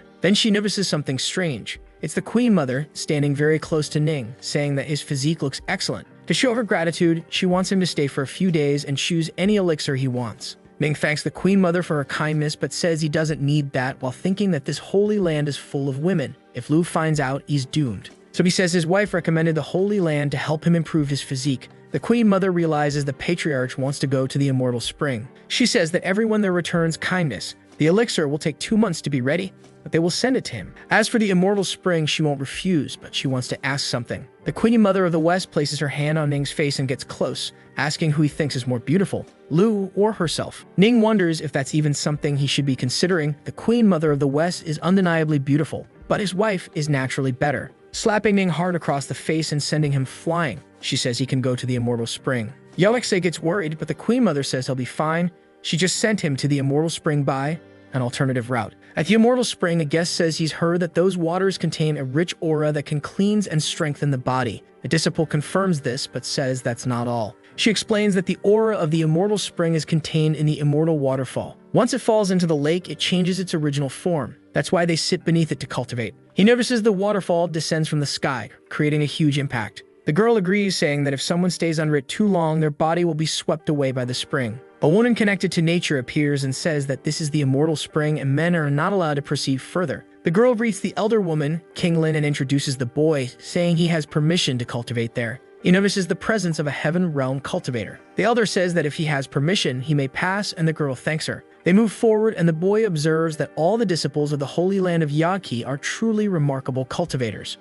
In the waters of the lake, several girls are calmly cultivating. The boy is impressed by the number of people. Noticing the boy's presence, the girls start running in different directions and throwing stones at him. He tries to explain that he wasn't spying, he was just admiring the waterfall. The girl accompanying him says that Suxing has permission from the Queen Mother to access the Immortal Spring. The disciples begin to calm down a little, but they remain tense with the boy's presence. He's frustrated by their reaction. Falling from the sky, Ning shouts for everyone to move out of the way. Then he crashes right in the middle of the Immortal Spring Lake. The girls are startled once again, and Ning climbs out of the water, asking why everyone's acting like that. Suxing realizes that it's Ning Tian standing there. He's outraged that he only got there with the Queen Mother's permission and says the Patriarch descended from the sky just to peek at the disciples of the Holy Land of Yaki. He thinks the celestial demonic sect will become a joke across the entire spiritual domain, but in reality the disciples are amazed by Ning's beauty. They all get very excited, wanting to know if he also came to bathe in that lake, if they can scrub his back or stay with him. Suddenly, a power appears, declaring that the one who invaded the spring must die. Someone shouts for Elder Kinglin to stop the attack. It's the Saintess, who says that this is the Patriarch of the Celestial Demonic Sect, and he's authorized to enter the spring. The Elder is shocked. She then says she didn't know he was the Patriarch and apologizes for disturbing him. Still sweating, Ning says it's fine since nothing happened. Jealous, Suxing thinks about how he is a celestial son,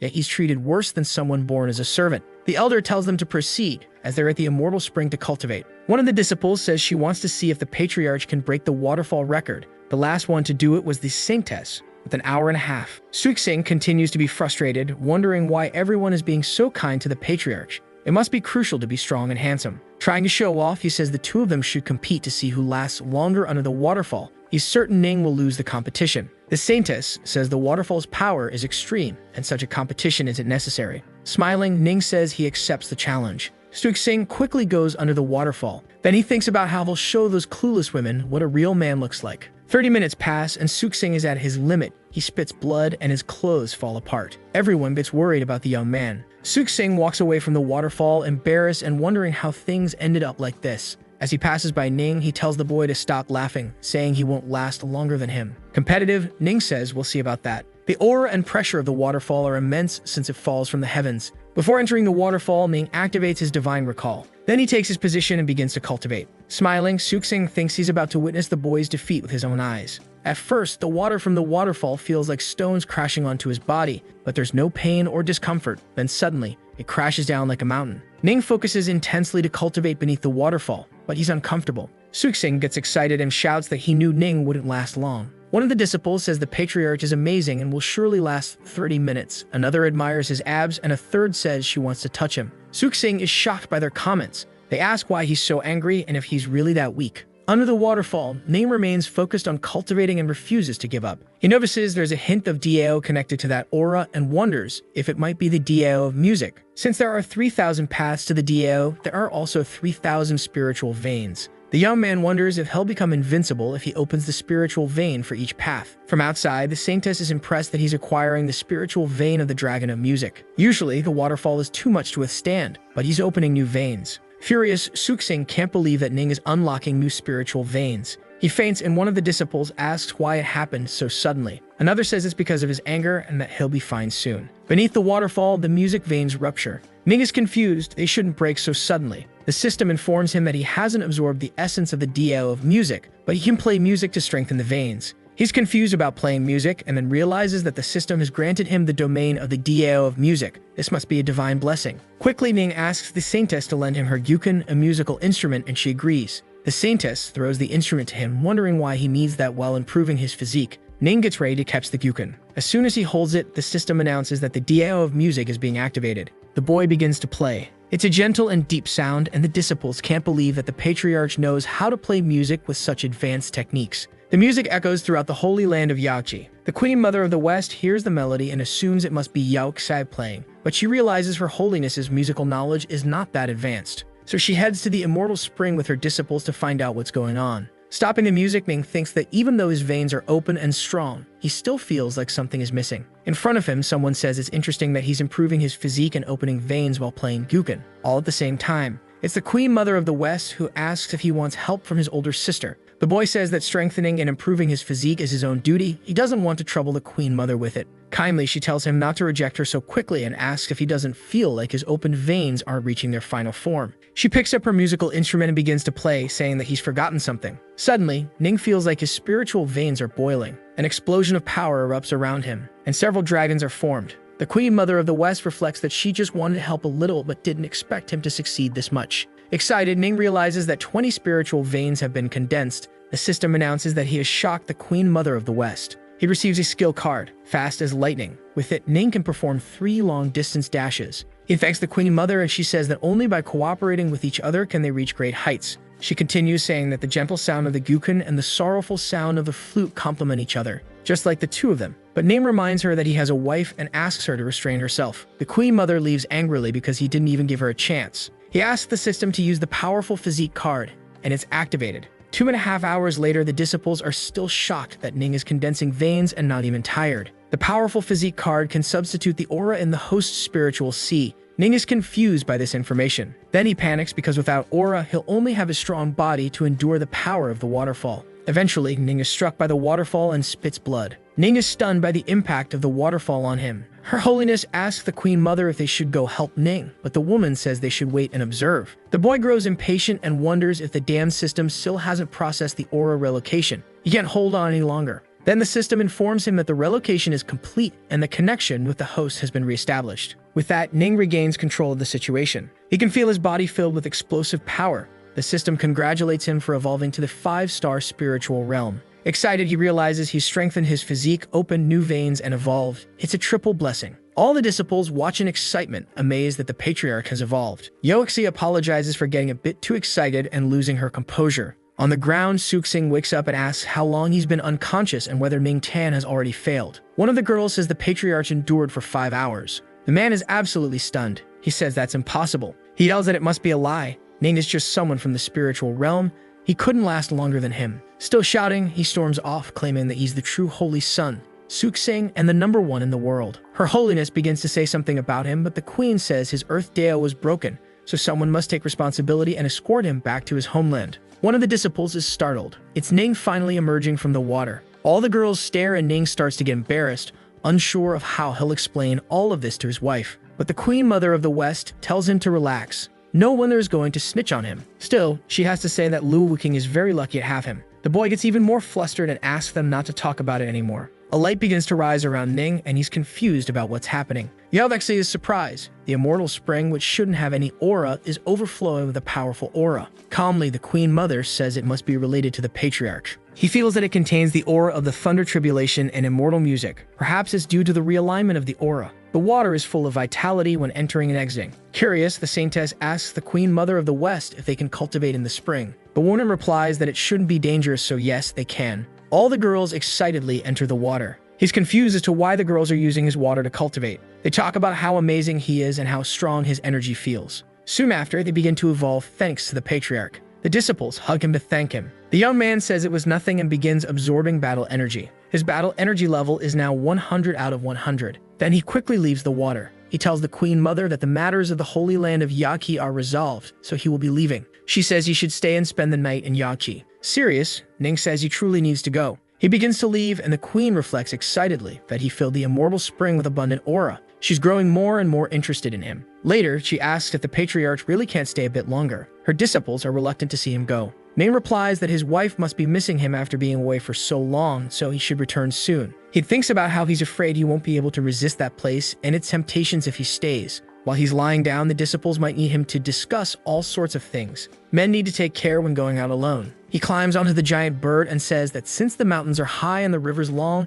they're bound to meet again. Then he takes flight. He follows the path to the celestial demonic sect using a map. It takes a day of flying to reach the Dark Mountain Range, which is only halfway to the celestial demonic sect. He's just solidified his realm and can surprise his wife with that orb of power when he returns. While flying, the system warns of an incoming combined attack from 2 immortal Emperor Realm cultivators. He needs to be careful. Ning is shocked to hear there are 2 immortal Emperor Realm enemies. The attack advances rapidly in his direction. If it hits, he likely won't survive. He uses the Fast as Lightning ability card and dodges the attack. He now has only 2 uses left. Ning looks desperate. Another attack comes toward him, but he vanishes. Below, the 2 elders wonder where he went. One of them says he launched a powerful attack. It should have wiped him out, but it seems it didn't work. The other says he must have something helping him, but he won't get far. Then they use the blood trace ability. Both of them follow the direction indicated by the spell to track down Ning. Elsewhere, Ning and the giant sparrow appear. The young man wonders who those 2 immortal Emperor Realm cultivators are. He's worried. He only has 2 Fast as Lightning cards left. The system announces that the 2 are quickly closing in on the host. Ning is shocked by their speed. Even with his card, it's only a matter of time before he's caught. Meanwhile, the sparrow's spirit is only at the celestial realm. Its speed is much lower than that of an immortal emperor. He has 2 chances and must figure out how to escape. Suddenly, something hits Ning and the sparrow. It's one of the old men, the shadow demon, who asks where he thought he was going. Then he shouts for the other to destroy the boy. Ning is shocked that the 2 elders have joined forces, and the leader of the celestial vaults says Ning destroyed his celestial sons. At this point, Ning can barely move. His body's meridians are about to be severed. The leader of the celestial vault shouts for the brat to die and casts his spell at him. As he falls from the sky with the sparrow, Ning thinks he can only use his ability card once they believe he's been defeated. To do that, he needs to buy more time. An explosion occurs as they crash into the ground after the fall. One of the old men says now he must have been annihilated. The other says that Kid is pretty tough. When the smoke clears, the 2 elders see that Ning and the sparrow are gone. He used his ability card again and stunned both the shadow demon and the vault master, and earned the youth pill. As long as the host is alive, it can help him defend his meridians from damage and repair any internal injuries. Ning grabs the magic charge ore he got from the Holy Land of Yaqi and says those old bastards are going to have to deal with him now. He eats the pill and comments that he only has 1 more chance. So long as he doesn't die, he'll eliminate the enemy. Then he asks the system to activate the last Fast as Lightning card. The system announces that he has used his card for the 3rd and final time. He appears somewhere below. The 2 old men are running toward him, and one of them shouts that to require 2 cultivators as powerful as them, the boy must be extremely strong. The other says he has earned the title of Legendary Patriarch of the Heavenly Demon Sect and has escaped from them 3 times already. The shadow demon charges at Ning, shouting that this time he won't escape. Smiling, Ning says that if this is his end, he'll at least tear off a piece of their hide, then asks the system to activate the battle power skill. Ready to strike, the boy stretches his arm forward. He unleashes an incredibly powerful attack toward the Shadow Demon and the Vault Master. The latter becomes furious that he dared challenge him. The Shadow Demon summons the Blood Shadow Phantom Claw, and Ning wonders if it ends here. The sparrow tosses him away, causing him to dodge the demon's strike, but the bird is hit. Ning is shocked by what just happened to the spirit sparrow. The Shadow Demon mocks that the beast was loyal and protected him until the very end. But now, no one can protect him. With hatred in his heart, Ning says the old man will meet death. He shouts that he'll do it with his own hands. Mocking, the shadow demon asks what he can possibly do alone. Suddenly, the Empress appears and tells the old men to be careful, because if Ning said he'd annihilate them, he really will. Terrified, the elder tells the Vault Master to eliminate the boy before Lu Wuking shows up. But the master can't move. It's the Queen Mother of the West using her flute. The shadow demon demands to know how she appeared there so suddenly. The Queen Mother mocks the situation. Two immortal Emperor realm cultivators trying to kill someone from the spiritual realm. Ning really is something else. The two old men are shocked because both the Queen and the Empress are extremely close to the God realm. Empress Lu appears right behind Ming and he's stunned to see his wife. Lowering his head, he tells her that the spirit sparrow died protecting him. Furious, the Empress says they deserve death and she'll make their souls vanish from this world. But Ning grabs her arm and tells both of them not to interfere. He wants to annihilate the old men himself. The Empress complains that Ning always acts this way and tells him to just follow behind her. But the boy shouts that he will annihilate the two old men with his own hands. The system announces that if the host continues holding on like this, its cultivation will be ruined and even the rejuvenation pill won't be able to help. Filled with fury, Ning yells that the spirit sparrow gave its life to save him, and he'll give everything. He has to destroy those old men. The host's determination shocked the system. Phantom of the Great Celestial Emperor granted, usable for 5 minutes. Ning summons it. Suddenly, the Phantom of the Great Emperor appears in the sky, frightening everyone. Lu is shocked that Ning was able to summon the Phantom. She wonders if there are emperors supporting him, but if that were the case, it would be impossible for her not to notice. The Vault Master and the Shadow Demon are terrified, questioning if Ning is truly from the spiritual realm. He shouldn't be able to summon something like that. Ning ascends into the sky with hatred in his eyes. He stops in front of the Great Emperor's Phantom, and one of the elders says that this is beyond his understanding. They try to flee immediately. The Vault Master is struck before he can escape, but the Shadow Demon flies away at high speed. With glowing eyes, Ning asks if he thinks he can escape. Then he summons a dragon to chase him. Ning says that this is outrageous, and the dragon prepares to bite the elder. With a single move, he is devoured alive. The Empress and the Queen Mother are stunned by the strength of that move. A red light emerges from the dragon's mouth. They are the spirits of the Shadow Demon trying to escape. But the Empress and the Queen Mother stop two of them from fleeing. Still, a third one is getting away. He says he needs to flee quickly and leave the celestial spirit domain. However, Ning sees him trying to escape, so he casts his magic on the demon. The boy notices that time is almost up. Then he says to hold on just a little longer. He and the Great Emperor's Phantom begin to descend. Carefully, they pick up the lifeless sparrow spirit. Observing everything, the Empress and the Empress Dowager are confused about what Ning is doing. With tears in his eyes, he wishes for the sparrow to rest in peace. He uses the mountain as the bird's tomb. The Empress Dowager says she didn't expect Ning to show such affection and discipline. As a level 6 beast, that's a good place to rest after sacrificing its life. Amazed, the Empress thinks that if he keeps this kindness in his heart, he will go far in his cultivation journey. Proud, she thinks she made the right choice in choosing whom to marry. When Ning's power runs out, he falls from the sky unconscious. His wife catches him shouting his name. She thinks that even though she was hidden in the spatial shift formation she gave him, she was still a step too late, and he ended up seriously wounded. Solemnly, the Empress Dowager asks them to lay him on the stone. Although she's not skilled in combat, she relies on her medical expertise. She comments that she has many flutes, and that one in particular is used to stimulate life. As the Empress Dowager of the West plays her flute,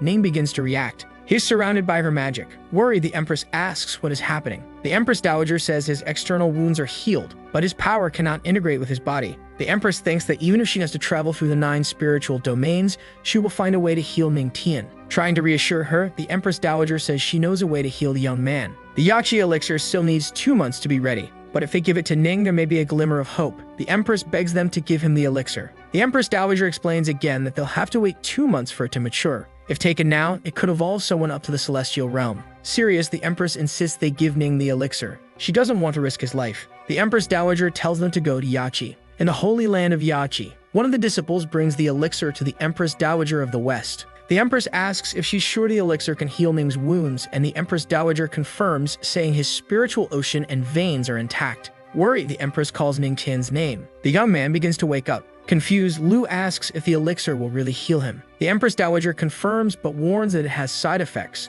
Then the Empress asks how she can help him. The Empress Dowager of the West says she must massage him as his wife, but she gets nervous, so the Empress Dowager says that if she doesn't want to, one of her disciples can do it instead as a sacred figure. For a moment, the Empress reflects on that. Then she asks the Empress Dowager and the Saint to leave the room so she can massage her husband. The two are alone in the room. She complains that this ended up being very advantageous for him, but begins to prepare for the massage. Since she doesn't want to simply watch him perish, she then begins the long massage process. Sometime later, Someone calls Ning Tian's name several times. He wakes up startled, asking who is calling him, but he realizes he was just dreaming. The young man complains that his body feels like it's falling apart, especially his hips. He notices a kiss mark on his neck. Then he concludes that to save him, his wife must have given him the elixir. His hand is burning with power, and he wonders what it is. The system informs the host that the medicinal power of the elixir can be absorbed by him. Ning realizes that this power is greater than his entire spiritual ocean. With that amount of power, he can evolve to the next realm, so Ning begins to cultivate and absorb the elixir's power. Outside, the Empress Dowager comments that 2 men from the immortal Emperor realm were reduced to ashes. This will certainly stir the spiritual domain. Angrily, the Empress says they brought that fate upon themselves when they dared to mess with her and her husband. She'll deal with the righteous path people herself. The Empress Dowager says the Empress protects her husband very well. If word gets out, many hearts will be broken. Approaching Lu, the Empress Dowager of the West asks why she is wearing her clothes. Lu is too embarrassed to answer. She doesn't want to admit that her own clothes were accidentally torn. From inside the room where Ning is, a great light begins to burst out. The Queen Mother comments that Lu's husband has an incredible physique. He resumed cultivating in no time. Ning senses an immensely powerful aura. A hole forms in the ceiling of the place. Then the Queen Mother of the West screams that he's not just cultivating, he's evolving. She's shocked at how he can do it so quickly. The system congratulates him for evolving to the 6-star spiritual realm, then to the 7-star level, and finally to the 1-star Earth King realm. He shocks the Queen Mother of the West and acquires the Tao ability of music. He then activates his tenfold comprehension. His comprehension is complete, and he thinks, as expected from the elixir, it made him evolve to the next realm. Shocked, the 2 girls enter the room where Ning is. Approaching him, the Queen Mother asks if he really evolved to the Earth King realm. The Empress comments that he absorbed the power of the medicinal elixir, and like a blessing in disguise, it made him evolve to the next realm. Ning and his wife shyly stare at each other. He smiles and says she looks as beautiful as ever. Embarrassed, she tells him to worry about his body. Ning gets up excitedly, saying he's fully recovered and full of energy. The young man approaches the Empress and thanks her for the help. Jealous, the Queen Mother asks why he's only thanking the Empress, so he thanks her too for rescuing him. She says it's fine as long as he remembers to return to her holy land of Yachi. All of her disciples will always be ready to welcome him. With the jealous Empress by his side, Ning thanks her but says he'll have to decline the invitation. Now that he's recovered, they should return to the Celestial Demon Sect. An elder says he heard the Empress went to rescue Ning, but they haven't returned yet. Another replies that nothing can happen to the Patriarch. He's a treasure. Suddenly, a great light falls from the sky. It's the Empress returning. Clinging to her is Ning, and the girl tells him he can let go now. Ning asks if she couldn't have teleported. Why did they fly like that in such a terrifying way? She says she could, but he would have died during a teleportation. Embarrassed, Ning thanks her for being so considerate of him. The disciples start crying and shouting with joy that the Patriarch is alive and well. They don't know what they would do without Ning. The young man is startled. Suddenly, someone appears. It's a severely injured man who tells the Empress and the Patriarch that the Celestial Wind City was massacred. Everyone is shocked and wants to know who committed such an atrocity. Someone yells that the man is gravely wounded and needs immediate care. While the elder holds him, he asks them to call a doctor. Ning steps forward and says he can save him. The elder master says that while the Patriarch is skilled in cultivation, when it comes to healing, he should let a doctor handle it. However, Ning says he can bring someone back to life, so he can definitely heal a lesser wound. The Empress asks the great elder to lay the man down. With the man lying down, Ning uses his power to heal him. He pulls out a musical instrument to use. The disciples are impressed, and so is the Empress, because he's using the spiritual veins of music. Using the Tao of music, Ning lifts the man's body. The elder is in disbelief and questions where the Patriarch learned that if he was being hunted. The Empress fears that the Queen Mother of the West didn't expect this. Perhaps he learned the Queen's ability through the charm she left on his body. The system informs him that he shocked everyone in the palace, and thus he gains martial arts abilities. His movement and attacks are now combined into a single skill. While playing the instrument, the system activates his tenfold comprehension. After the comprehension is complete, the young man opens his eyes, waking up. Realizing where he is, he calls out to the Patriarch and the Empress. He falls to his knees, fury in his eyes, and begs them to avenge his people. The recent chaos in the Cold Wind Mountains has harmed many cities of the Celestial Wind, so the elder had sent a group there, but only this young man returned. Crying, he says it was Yi Lang, the beast tamer. In the Cold Wind Mountains of the Celestial Wind City, everything lies in ruins. Shin-san asks why the monsters never stop appearing. The other warrior, Lai Chang, tells him not to panic and to help the other disciples and residents escape. Atop a giant beast appears Yi Lang, beast tamer of the Righteous Alliance. He says with all due respect that everyone there that day will meet their end. Then he commands his beasts to attack the warriors.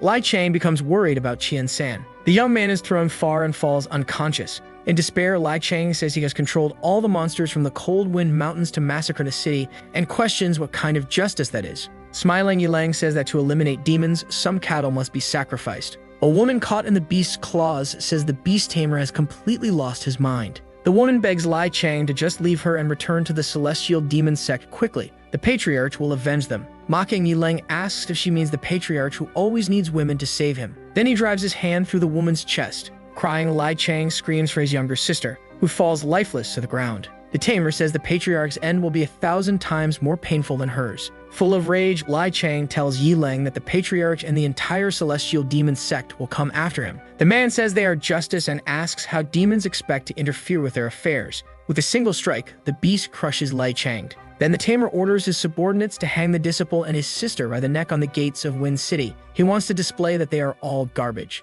When Tian-san regained consciousness, the whole city was already in ruins. He finishes telling the story of crying that Chang's body was hung on the city gate. The Elder Master says that Tamer is cruel and despicable if he believes there are no survivors left in the sect. He shouts for the Empress to give him the order so he can gather his men and destroy that man immediately. Ning says they must wait, as it might not be so simple, but the Elder asks how the Patriarch can let them escape like this and if he is afraid. He says he is not afraid, but the Beast Tamer's sect is part of the Righteous Alliance and their leader is an immortal emperor, not weaker than the Empress. If they go on a massacre, the Righteous Alliance will retaliate against them and the Beast Tamer's sect will suffer no consequences. The Elder shouts, asking what they should do then. Another asks if they have no way to get revenge. Calmly, Ning says that revenge will be achieved, but not by those means. Interested, the Empress asks what his idea is. He says they should repay in kind, let the disciples of the same generation go for experience. If they eliminate all the Beast Tamer sect's disciples, there will be no one left to retaliate. Worried, the Elder says Yilang is number one in his sect, extremely powerful.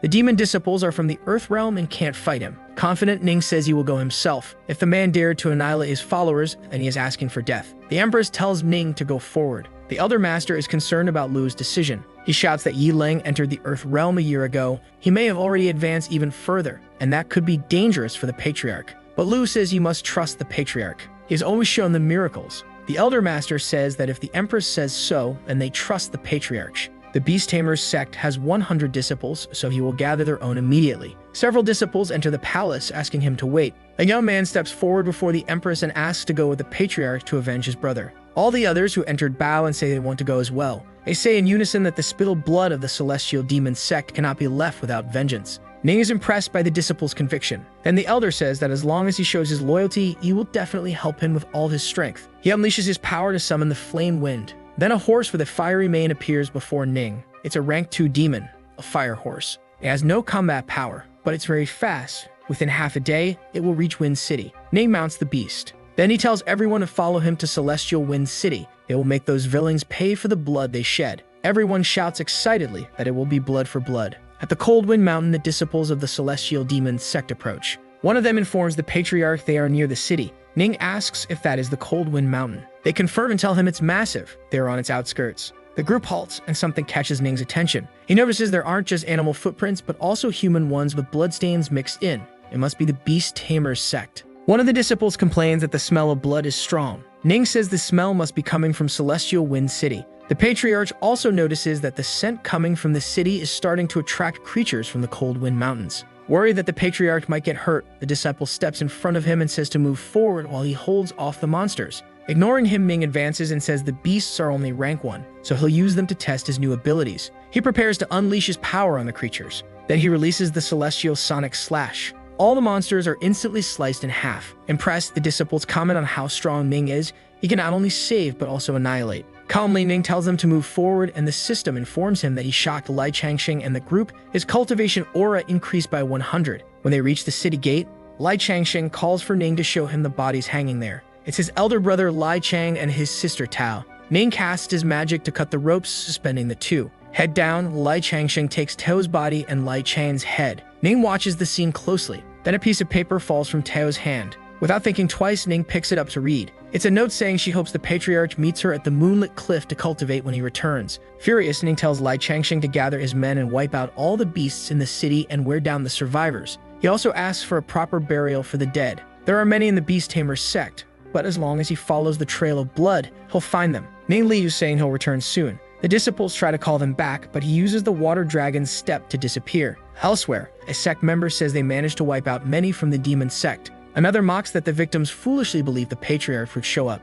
Yilang says if the Patriarch dares come, he'll handle it personally. He'll watch him tremble in fear. and beg for mercy. He asks the kidnapped girl beside him if she doesn't find it all amusing. She lets out a high-pitched scream. A young man says Yilang is incredible and wonders how anyone could compare Ning, who depends on women to survive, to him. Another says Ning will end up on his knees. Suddenly, a violent wind rises, leaving Yilang confused. Rocks around them start erupting with lava, alarming everyone. Someone asks what kind of villain is causing such chaos. In the sky, the moon is full. One of the disciples climbs a rock and tells Yilang there's no one around. Someone wonders if it could be the souls of the victims coming to take them. But Yilang says that makes no sense at all. Suddenly, the girl behind him collapses. Behind Yilang appears Ning, who asks if the genius of the Beast Tamer sect is afraid. The man stammers, asking who the young man is. Ning stares him down and says he's the one who's going to take his life. Yilang says, judging by Ning's aura, he must be at most in the 3-star Earth King realm, so he's not worthy of being his opponent. Preparing to attack, the tamer says he's just a little rat hiding in the mist to stay safe. But under the moonlight, you won't get another chance. Charging at Ning, he shouts for the patriarch to perish. Laughing, Ning asks who said he can only fight in the dark. Then he generates a wave of magic around him. Yilang panics, thinking that if Ning is just an Earth King, he shouldn't have a spiritual ocean larger than that of an immortal emperor. Getting close to Yilang, Ning mocks him, saying he shouldn't get distracted during a fight. Then he uses the celestial demonic palm on the tamer, causing an explosion. Falling to the ground, Yilang asks if he is the patriarch of the celestial demon sect, Ning Tian. He asks if Ning isn't just a little boy who hides behind a woman. The system reports that he shot Yilang and acquired the musical ability of the tamer's call. His 10x comprehension was activated and fully charged the tamer's call. Ning grows curious about this skill. The Beast Tamer sect is famous for its ability to tame beasts. Most of them rely on demonic beasts to fight. If someone is truly talented, their combat power can be enough to fight 10 opponents alone. Ning smiles, saying that this is very interesting. Confused, Yilang asks why he is smiling. The patriarch replies that he was just thinking of a very interesting way to make his repentance for his sins more sincere. The tamer asks what sins. Then he says that since ancient times there has been no coexistence between the righteous and demons, they eliminate demons in their sect, which is the right thing to do. Ning laughs and says he's wrong. That's not how things work. Finally, he says only the strong can make the rules, and coincidentally, he is stronger than Yilang, so he will have to be annihilated. Yilang shouts that he is too arrogant, and even if he has a spiritual ocean, he possesses a lethal move, the Demon Head, a high-grade weapon that stores power. The tamer launches the Demon Head at Ning. Several beasts appear around him, and he shouts that the patriarch should prepare for his end. At last, he commands the beasts to destroy Ning. Curious, the young man realizes that these beasts are high-level spiritual weapons. He had been wondering where these creatures were, and now he has found them. Calmly, he pulls out his musical instruments and says that now things just got even easier. Then he uses the tamer's call through his music. Quickly, all the beasts around him are struck. Yilang is shocked that Ning knows the tamer's call, and that it even sounds better than his own. In the city, the disciples of the celestial demon sect hear strange sounds coming from the forest.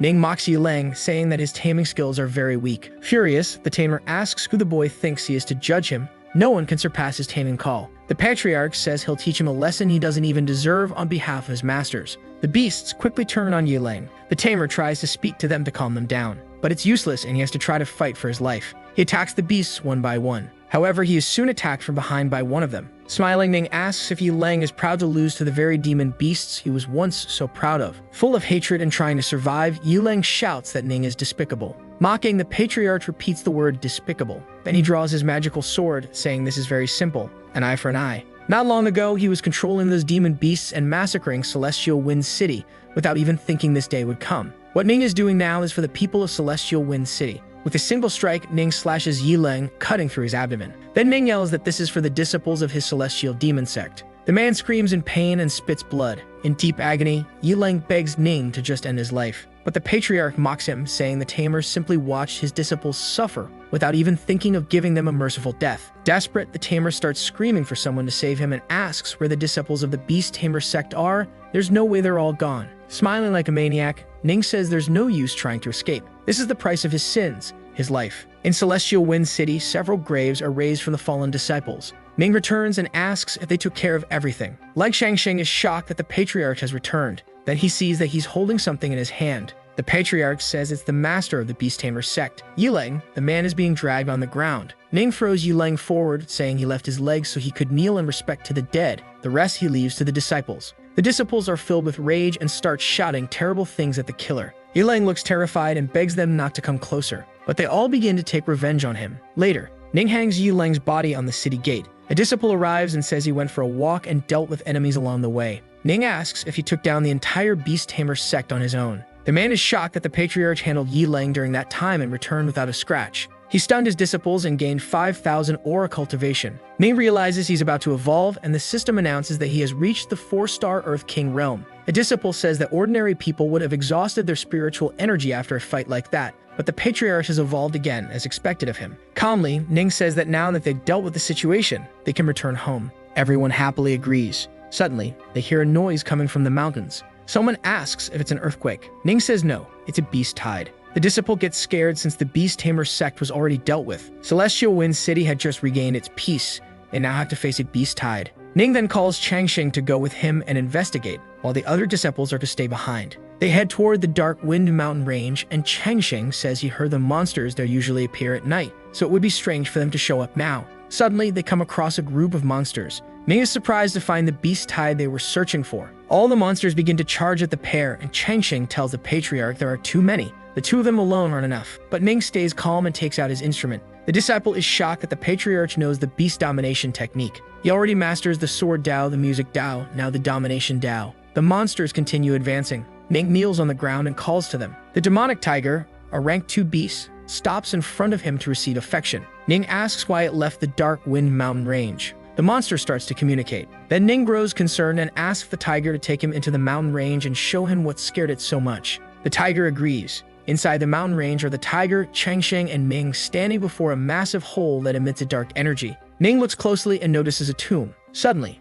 a gate opens. Observing, Changxing says that when celestial phenomena occur, there are usually great treasures. The patriarch says he'll go inside and take a look and ask the disciple to wait there. The man says they should report back to the Empress first. But Ning has already entered the rift in the ground to explore. He begins falling deeper and deeper. A spell shoots toward him, but the patriarch manages to dodge it. Then he lands at the bottom of the rift where he encounters a creature. She says she didn't expect him to be the first one to show up. What a handsome little brother. Ning asks the system if it knows what creature that is, and it says it must be a guardian beast of rank 7 or higher. A guardian beast below the realm of the Sync Emperor. Ning wonders if his domination music would work on it, so he decides to try. The creature complains that he's making a move right after meeting her. Getting ready to attack, she says she wasn't even prepared yet. The monster casts her magic at Ning, but he dodges the strike. In the air, he feels shaken. Ning realizes he's no match for the monster. He needs to make her drop her guard and find a way to escape. The monster complains that she's guarded that tomb for 20 years. Then she grabs Ning with her tail and says she's been waiting for that tomb to open,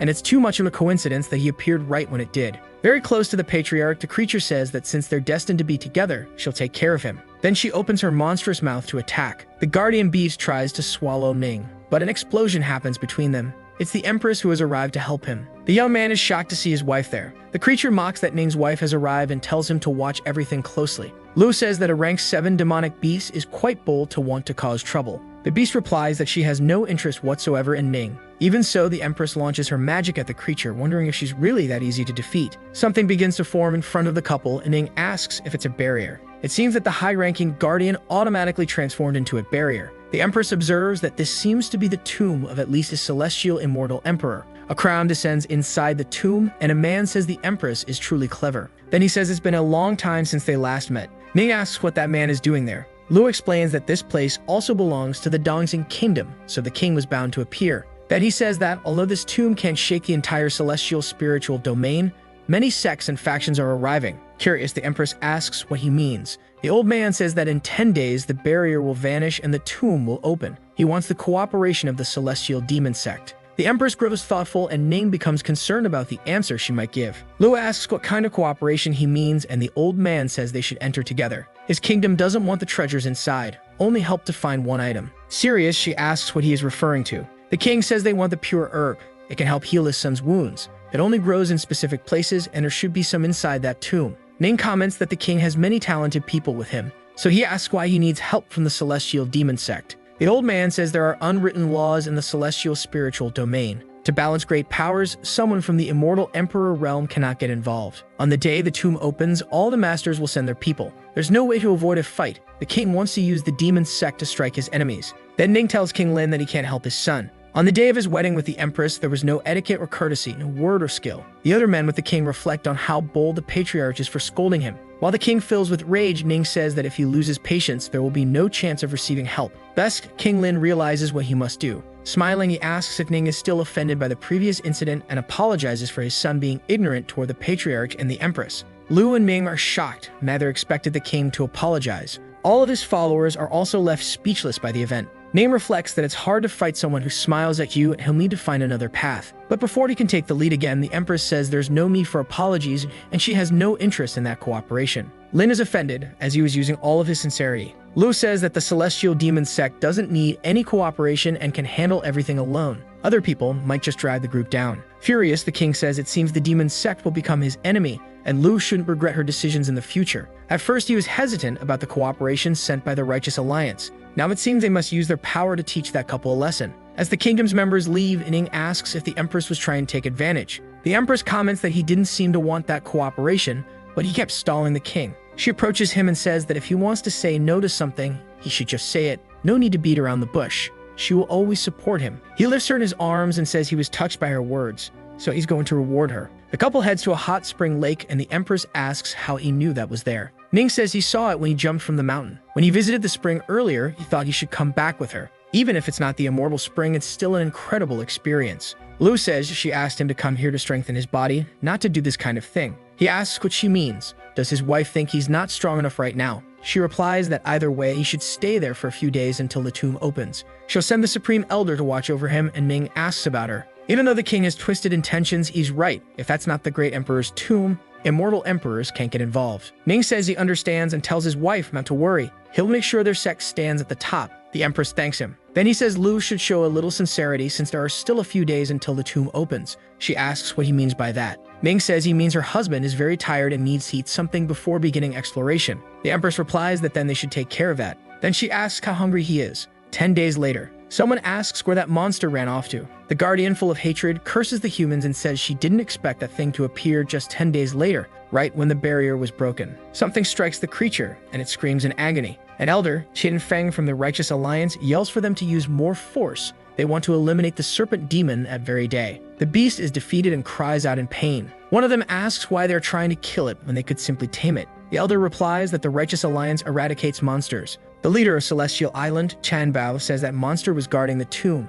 and now that it's gone, they need to enter and search for the treasure. The saint says the area is under the influence of the Celestial Demon sect, but none of them are there yet, so she asks if they should wait. The elder says that those people from the Celestial Demon sect must have known they would be there and ran away in fear. A voice apologizes for the disappointment and calls for their attention. Smiling, His Holiness recognizes that voice. Ning descends from the sky, saying the demon sect is naturally present. A disciple points upward and shouts that it's the patriarch of the demon sect. They already suspected he would appear. The disciples begin gossiping about Ning, asking about his marriage and how he shocked everyone. Not to mention he escaped death several times. Ming lands calmly and asks since when the Righteous Alliance has been wandering through the lands of the Celestial Demon sect. The elder calls him a brat and says he'll teach him a lesson. The Supreme Elder accompanying Ming asks how that elder dares challenge them. One of the disciples tells him to calm down because the Supreme Elder of the Celestial Demon sect is just as powerful as they are. Another elder suggests they explore the tomb together. They can help one another and share their discoveries.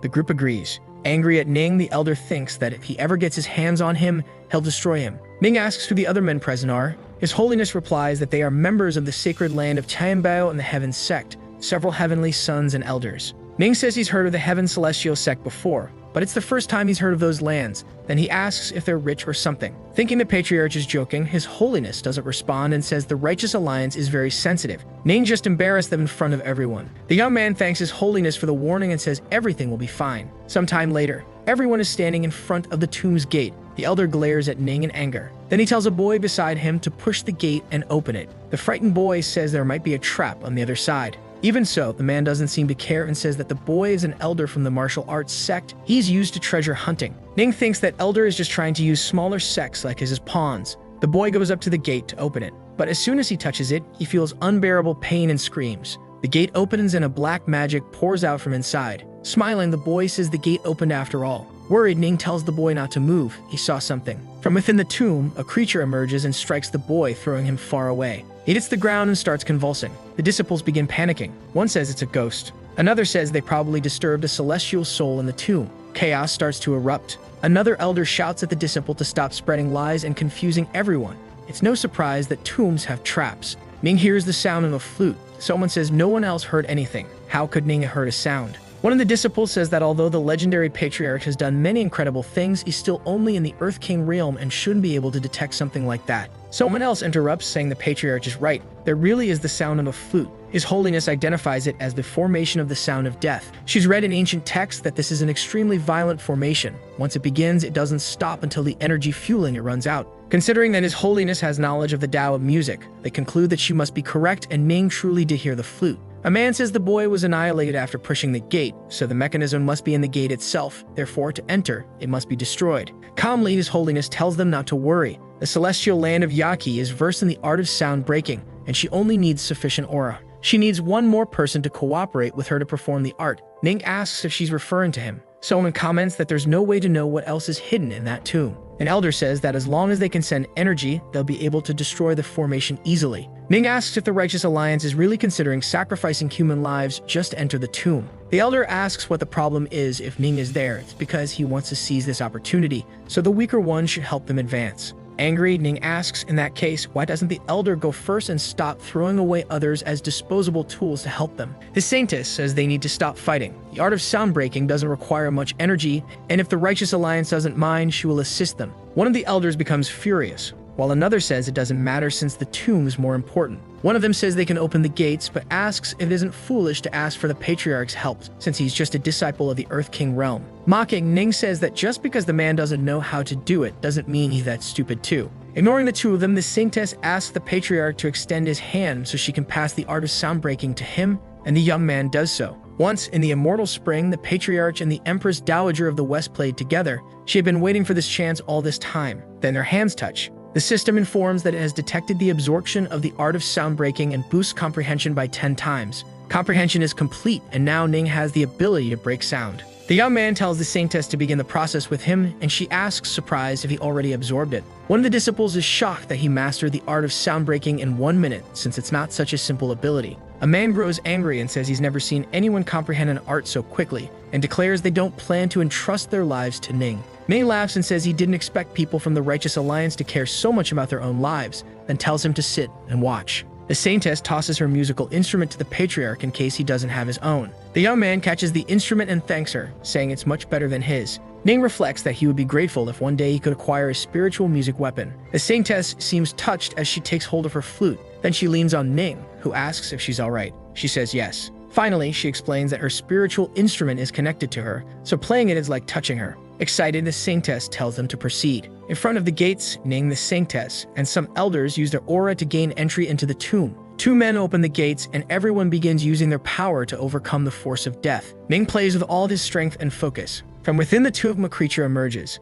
The Saintess is stunned because the Patriarch emitted only a single note. She didn't expect his musical power to be so advanced. Ignoring everyone, Ning stays focused on playing. The elders are amazed at how skilled he is and reflect that the Patriarch is underestimated. The system informs that he shocked everyone around, so he earned a skill card, the House Treasure card. Ning shouts for the Saintess to accompany him. She agrees and begins playing faster. The creature that emerged from the tomb begins to approach. But just in time, Ning and the Saintess manage to destroy the creature that plays the deadly melody. Everyone is shocked for a moment and wonders if it's now safe to enter. Ning thanks the Saintess for lending her instrument. It was very comfortable to use. She becomes shy and nervous, then says there's no need to thank her. She's very happy to satisfy the Patriarch. The elders shout that now that the formation is broken, it's time to enter the tomb. They all advance inside. Behind the group, the gate closes. Ning tells them to be cautious and the Saintess agrees. Inside, everything is lit by candles, and there are giant statues. Someone asks if those statues are moving. The Grand Elder of the Demon Sect warns Ning to be careful with those statues, but the young man sees no problem with them. One of the statue's eyes begins to glow, and it prepares to attack a disciple who scream that the statue is alive and they need to flee immediately. The statue strikes some disciples. Elders try to hit, but their attacks have no effect. Their techniques seem useless. Even so, the statue keeps advancing. It stops in front of a female disciple, ready to strike her. Quickly, Ning uses the spiritual destruction technique. Then he confidently charges for the monster. He touches the creature's head with his power, and it dissolves before him. Landing on the ground, he asks the disciple if she's alright, and the girl thanks the Patriarch. Just as he thought, the stone statue moved because of the spirit sealed inside it. Spirit is the best nutrient for his pearl. Since such an incredible gift was offered so generously, it would be rude to refuse it. Using his powers, he passes through all the other statues and falls to the ground. The disciple asks if the Patriarch is really that strong. There are many of them there, but none compared to the Patriarch of the Demon Sect, even though he's only in the Earth King realm. The girls are smitten with how easily Ning handles his enemies. Quickly, the young man continues striking the statues. A figure watches from the darkness and says that he, Ling Shouyo, will soon ensure Ning's miserable annihilation. Ning finishes his attacks. The system reports that he shocked everyone around and left them more motivated to fight. He receives 5,000 aura for cultivation. Now full of power, he is ready to evolve. He asks the Supreme Elder to watch over him while he cultivates. A disciple asks what the young man is doing, and another says he probably spent all of his aura. But Ning is stronger than ever as he cultivates. An old man is shocked that he really possesses a spiritual ocean, and another can hardly believe Ning is evolving right then. A female disciple says she knew the patriarch was full of energy. He's never exhausted. Another agrees and says Ning is the most capable man there. He evolves and reaches the 4-star Earth King realm. Since he shocked everyone, he receives one more comprehension point in divine recollection. Ning notices he's close to gaining enough comprehension to open more spiritual veins. He tells the Supreme Elder they should move forward. The group continues entering the tomb until they come across a skeleton. Then they wonder if this is the main hall, where a throne sits with a skeleton upon it. Someone comments that the place is huge. Ning pulls a book from a shelf. He notes that if they look around, they'll see high-level techniques recorded. Additionally, the place is filled with high-quality spiritual weapons. Opening a chest full of gold, Ning says the tomb's owner was very prosperous. The disciples begin taking the treasures and weapons with joy, saying they're now invincible. Suddenly, the eye of the skeleton on the throne begins to glow. Everyone is startled. But quickly, the skeleton returns to normal. The Master Elder says that must be the tomb's owner, but doesn't understand why he's sitting and not buried. A disciple stares at the skeleton. Ning says the dead should be respected, and that the First Sword Sect shouldn't disturb them. The man from the First Sword Sect of the Righteous Alliance says he didn't expect the Patriarch of the Celestial Demon Sect to be a coward who fears death. He sees a ring on the skeleton's hand and decides to take it. It must be an immortal weapon. The skeleton's eye glows again. But before the disciple can do anything, the dead man places his hand on his face. A spell is cast and the skeleton rises as if brought back to life. In utter panic, the disciple from the First Sword Sect begs for his master to save him. The elder of the sect hears him. He turns and asks what's going on. When he sees the skeleton holding his disciple in the air, the elder wonders why the dead man is moving. Everyone watches the scene. One of them questions if the skeleton came back to life. An elder woman asks another if that's his disciple. Someone shouts that he's an idiot for letting his disciple do that. He wants to destroy everyone. Ning says there are treasures in front of them. Of course, someone greedy would appear. The elder is confused about which treasure they're talking about. The skeleton is wearing a ring. It's a storage ring. An old man says the spiritual storage weapon must be hiding the tomb's treasures within it. The elder is furious that his disciple tried to take something so valuable for himself without telling him. He then charges toward the boy, saying his master is coming to save him. In his mind, he thinks that ring belongs to him. As he gets close to the skeleton, he says he's going to finish it off and won't leave even its bones behind. But when he tries to strike the skeleton, he hits a force field that acts as a shield. His sword shatters completely, leaving him shocked. The elder wonders how his spiritual weapon could break. Then the skeleton stretches its hand toward him. With a single move, it throws him to the ground far away. It then continues attacking, absorbing his soul. Everyone is frightened because the Elder of the Moon's sword sect is in the celestial 8-star realm, but he was thrown back with a single strike. The skeleton drops the disciple's lifeless body. It starts laughing. With its magic, it throws some disciples far away. The Grand Elder of the Celestial Demon Sect asks if those people aren't from the Tanbao Holy Land. Ning says they should be hiding. Angrily, an elder says the information was wrong. That is a tomb of a great emperor. One of the elders asks the old man what he was doing. He responds that he found another chamber and didn't think there would be another formation inside. It trapped his disciples. A woman says that only with celestial realm power, and after losing so many men, that tomb has become dangerous. Ming says the great emperor is the strongest among the immortal emperors. The Sanctus agrees and says it's not something they can handle. The skeleton stares directly at Ning. Tense from the situation, Ning wonders why it's staring at him, and it reveals its power with a wave of purple energy. Ning becomes nervous as it seems that power was directed at him. The elders and leaders notice that the enemy is incredibly powerful and decide to attack it together. They charge at the skeleton at high speed,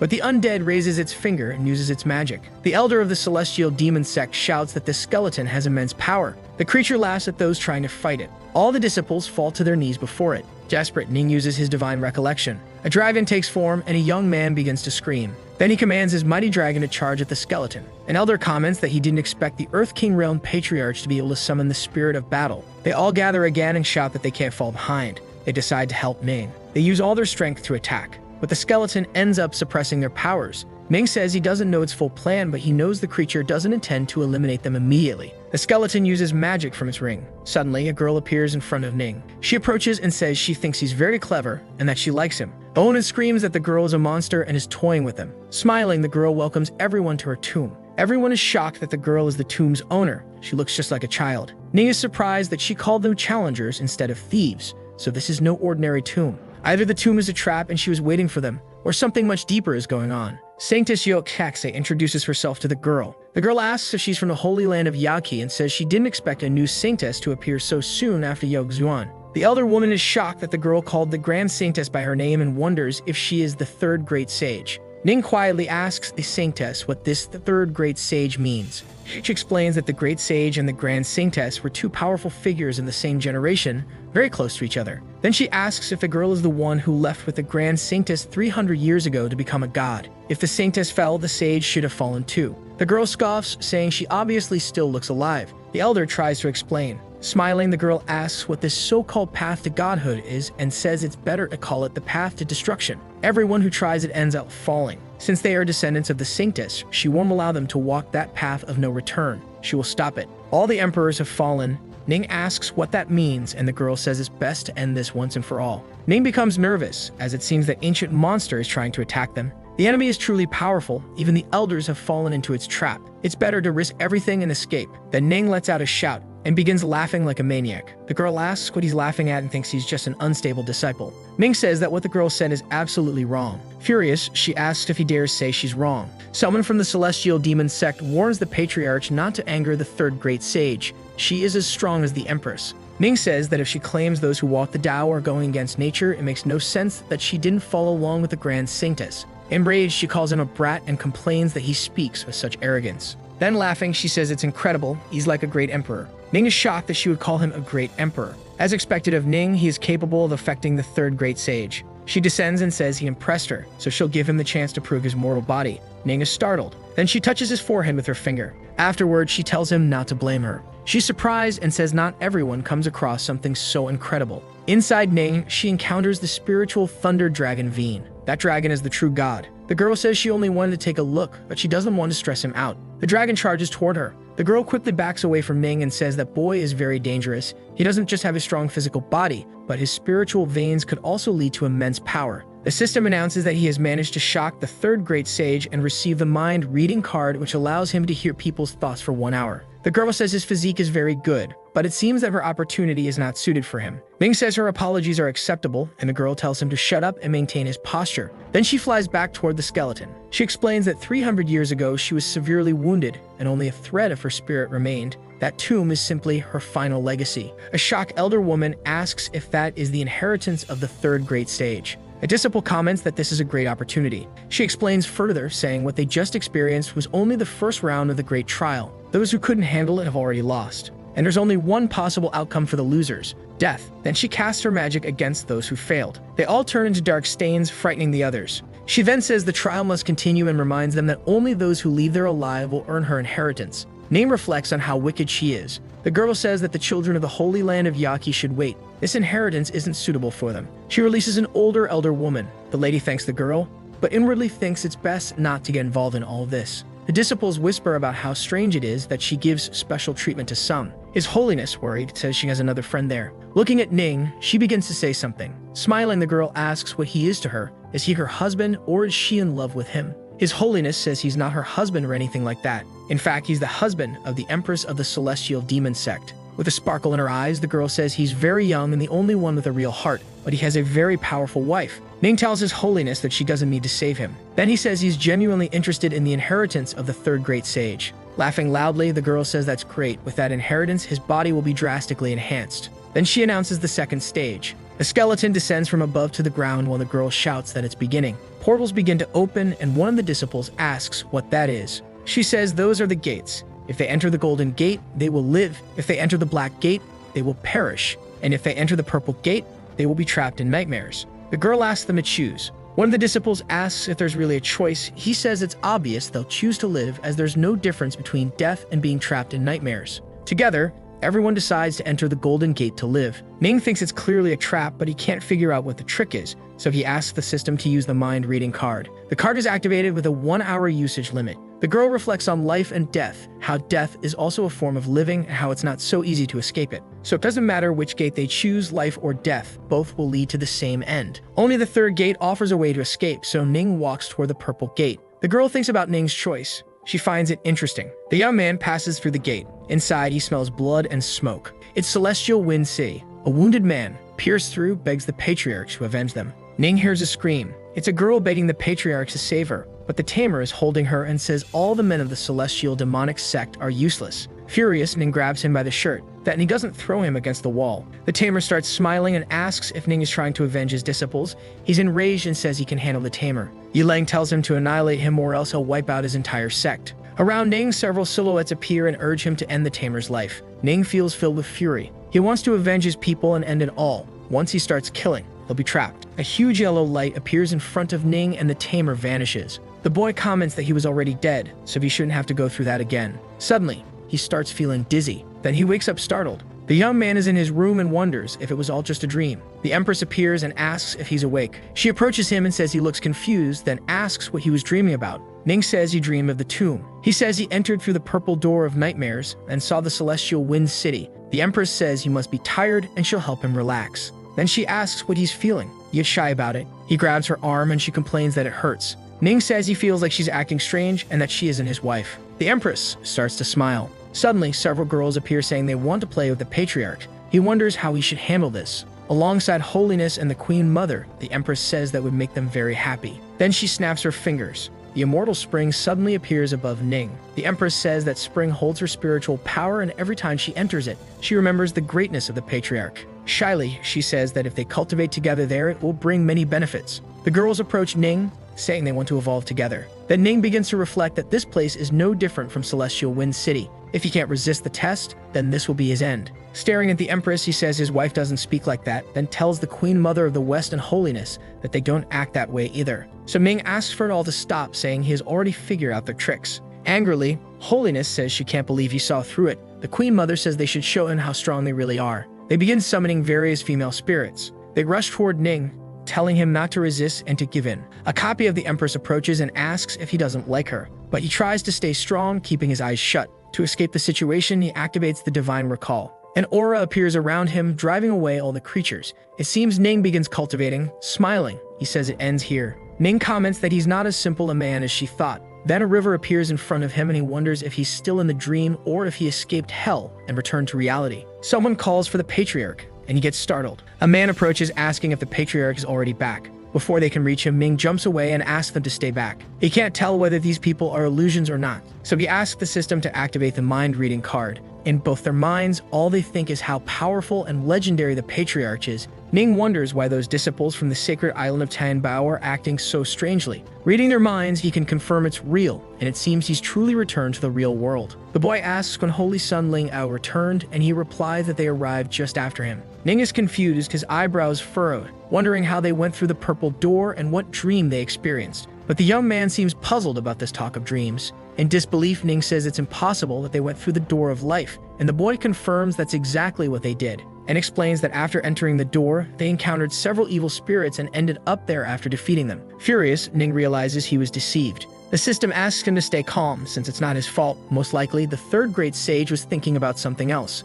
Ning realizes it seems the girl is taking advantage of people, making the challenge hard to predict. The young man asks if the patriarch went through the purple gate, and Ming confirms. All the disciples are shocked. They then wonder if a dream created by the great emperor was overcome by the patriarch, since others also chose the purple gate but haven't returned yet. The system informs that he astonished everyone, so his earth martial arts ranking has increased and he received the shadow of sword stroke. The host physique evolves, leaving Ming shocked, but this time the evolution isn't as intense, likely because it wasn't through cultivation. The system reports Ning's current data. He is now in the 4-star Earth King realm, possesses the divine physique, and has various martial arts skills and knowledge. Ning thinks about how he can further improve his physique. One of the disciples is angry that the patriarch was lucky enough to survive the purple gate. A sound echoes and the disciples ask what's happening. Before them appears a tree where spiritual weapons are located. There are also immortal weapons around the tree. Quickly, one of the disciples rushes forward, claiming it all as his. However, something strikes him. A man is shocked, as that disciple was in the Heaven King realm and was annihilated with just one palm. A woman says that's what happens to anyone who dares to break the rules of the third great sage. The disciple asks how the third great sage grew so quickly and whether she shouldn't be outside. She replies that the one outside is just a remnant and she is the true examiner of a challenge. Ning reflects that this must be why they look so similar. She says that the third challenge consists of the ancestral tree before them. They must form a team of up to 10, and the ancestral tree will generate corresponding light forms with weapons. These will be spiritual weapons, and there will be one immortal weapon. Smiling, one disciple asks if each of them will receive a weapon. Another says that if they're lucky, they might get the immortal weapon. Within a short span of time, only the one who attains the immortal weapon will survive. The disciples start to grow outraged, questioning whether those who don't get the immortal weapon will die, meaning 9 people per group. Ning comments that this means the path to becoming a god is to destroy the path of emperors. Interested, the girl asks if he noticed something. She then says the battle to become a god was fought by many strong cultivators, one after another. Some barely made it to the battlefield to try. Now she's trying to recreate that battle. It's simply the path to godhood transformed into this immortal weapon. The distance to the tree is short, but so is the time. She imagines there's something else waiting in the lake and that it should be interesting. Plus, she'll get to see them annihilate each other. The woman laughs and says the boy made her like him even more. That's why the 3rd stage will start with him. She casts her magic over all the disciples. She notes that there are 6 disciples from the Righteous Alliance and 3 strong celestial cultivators, likely filled with ill intent, so caution is necessary. One of the disciples looks at Ning and says he is destined to die by his hand that day. Watching everything, the woman says there are 3 more things she'd like to remind them. The first is that after the 3rd stage begins, they won't be able to see the weapons. The second is that once you touch the light of a given aspect, you cannot change your decision. The third is that if time runs out and you haven't touched a weapon, you are considered to have failed, and a consequence is death. Finally, she announces that they may begin. Ning stands beside a young man who mocks him, calling him arrogant in his words. Suddenly, a massive creature emerges from the lake, trying to bite them. Ning dodges its strike. That is the water dragon's step. He thinks to himself that he didn't expect monsters in the lake. Then something else catches his attention. It seems to be a snake attack. But he dodges again, seriously focused. One of the disciples is impressed that Ning managed to dodge 2 consecutive attacks. Ning wonders who that was, then realizes it was Lin, a bastard always thinking about other men's wives. An offended disciple yells that Ning is only in the 6-star Earth King realm, the weakest among them, and that they'll end his life that day. With a terrifying look, he tells Ning not to worry about his death. After all, he'll be granted one last wish. The woman watches and notes that the boy possesses more than just thunder spiritual being tribulation. Ning activates the sword power through the system and grabs his weapon before charging at the others. One of them gets scared and questions how that kid can be so fast. With a single move, Ning cuts through several disciples. The system activates the sword shadow trait and his weapon follows his will. Everyone Ning passed falls lifeless. A man is shocked by how Ning managed to eliminate 5 people in an instant. With red eyes appearing behind the man, Ning asks how he can lose his composure in the middle of a battle. He also uses the celestial demonic palm. The enemy is quickly launched into the air and falls into the mouth of a monster that emerged from the lake. He is swallowed alive. From the ground, disciples watch in awe at how strong Ning is and how he managed to take down 6 people in the blink of an eye. Ning realizes that this small battle took a long time, and now many have already chosen their weapons. So he asks the system to activate his treasure hunt card, and charges at high speed using the spell that lasts for 1 hour. A man approaches one of the glowing orbs. Ning concludes that he found the orb containing the immortal weapon. The man is startled. As Ning approaches one of the glowing orbs, he wonders how the boy knows it's a weapon. That kid is the patriarch of the celestial woman's sect, so he must have some trick to chase the treasures the Empress gave him. It's clear that must be the immortal weapon. The man decides to attack Ning. The boy dodges the attack, but ends up moving away from the weapon, and the man gets closer to it. Everyone is shocked that he found the immortal weapon. Ning doesn't seem shaken. Then he says he can now go after the real immortal weapon and picks another glowing orb. People are impressed by Ning's choice. A huge explosion occurs. The immortal weapon is of intermediate level, a Gyuken. A disciple gets furious and yells that Ning tricked him and that weapon should be his. But Ning says he found it first. He shouts that Ning is from the celestial demonic sect and shouldn't be so shameless and despicable. Ning says there's no shame in doing what it takes to succeed, and the man is the one who should be ashamed. From the ground, a disciple comments that a single sentence from the patriarch was enough to shut the man down. He's truly extraordinary. The system informs that Ning shocked everyone and was rewarded with the title The Shame, which has the effect of increasing defense. Ning is shocked by the name. A disciple flies into the sky and shouts that even if he dies, he'll take Ning with him. But something dark grabs him and his allies. The woman announces that time is up, and according to the rules, only one will survive. She smiles at Ning, saying he really did find the immortal weapon and she underestimated his skills. The boy asks if she can't let go of that weapon and says she never said they had to return it. Angrily, the woman asks who he thinks she is. Then she leaves and tells him to wait until the others pass the test. Ning thinks she said this was the 3rd stage, but it's impossible to know what she's hiding. It's important to make sure the immortal weapon recognizes him as its master as soon as possible to ensure his safety. So Ning drips a drop of his blood on the instrument, but it rejects the bond, leaving the boy shocked. It seems the Dao master of music for that immortal weapon is soul-bound, and the weapon can harm the souls of its opponents. The system informs him that his perception of the music Dao has increased. Ning reflects that the immortal weapon is soul-bound. When he played the instrument of holiness of Yachi, he was touching her body. He feels embarrassed, but tries to think it was just a soul connection, not a real touch. An hour later, 4 men approach. The boy reflects that few people are left. The woman reappears and says there are 5 survivors, more than she expected. One of them celebrates, saying it's finally over, and another asks if they can leave now. But the woman says not to celebrate too early. There's still the final stage. Everyone is shocked that there's more. Ning says he already suspected this wasn't the end. She uses void transposition, stunning a disciple because it's something only great emperors can use. The 3rd great sage says that as long as they pass the final stage, the inheritance and treasures of that tomb will be theirs. People get excited at the chance to win the inheritance of the great emperor. They start saying that they want to try no matter what it is. Then the woman announces the final stage, which is to annihilate her. Everyone is in disbelief. Ning asks if she's serious and says it's impossible, even if they join forces. The woman interrupts him and says they shouldn't join forces. Only one of them must defeat her. One of them says that's not even possible. Another comments that their power doesn't even come close to hers. The woman says that before becoming a great emperor, she was invincible in her realm, but she will suppress her power to their level and doesn't intend to take advantage of their weaknesses. One of them is shocked that she's willing to suppress her power to their level. Another gets excited that now there's a chance to win. Smiling, she says that if they hesitate, they will fail. Ning comments that determination doesn't mean victory. A man steps forward and says that motivated by the words of the 3rd great sage, he, Liu Kang of the Heaven King realm, wishes to fight her. She says she will then suppress her power to the peak of the Heaven King realm at the age of 20 and fight him. Ning says to the system that she's not much older than he is, but she's at the peak of the Heaven King realm, so he questions why he's only in the 4-star Earth King realm. The system explains that age means nothing. It has never seen anyone else rise 4 realms in just a few months like Ning has. Liu Kang charges at the woman. When he tries to attack her, she dodges and he comments that she's very fast. But the girl, smiling, says that he is the one who's too slow. She kicks him in the back, then throws him far with her power. The man lies on the ground, unresponsive. One of the disciples comments that she defeated a warrior of the same level with a single strike. Calling her invincible in the realm is no exaggeration. Ning notices that she uses the Dao of the palm. He hadn't expected the 3rd great sage to have reached and mastered the Heaven King realm. Then she asks who will be next, and the men look at her worried. One of them shouts that he can't do this or he'll end up dead. Ning says he'd like to fight and steps forward. The woman laughs and says she's been waiting for this moment for a long time. A man shouts that she's using the palm strike. Even in the Earth King realm, she's very strong. She asks Ning if he can withstand it as she launches her attack. The young man says she may know how to be invincible within the realm,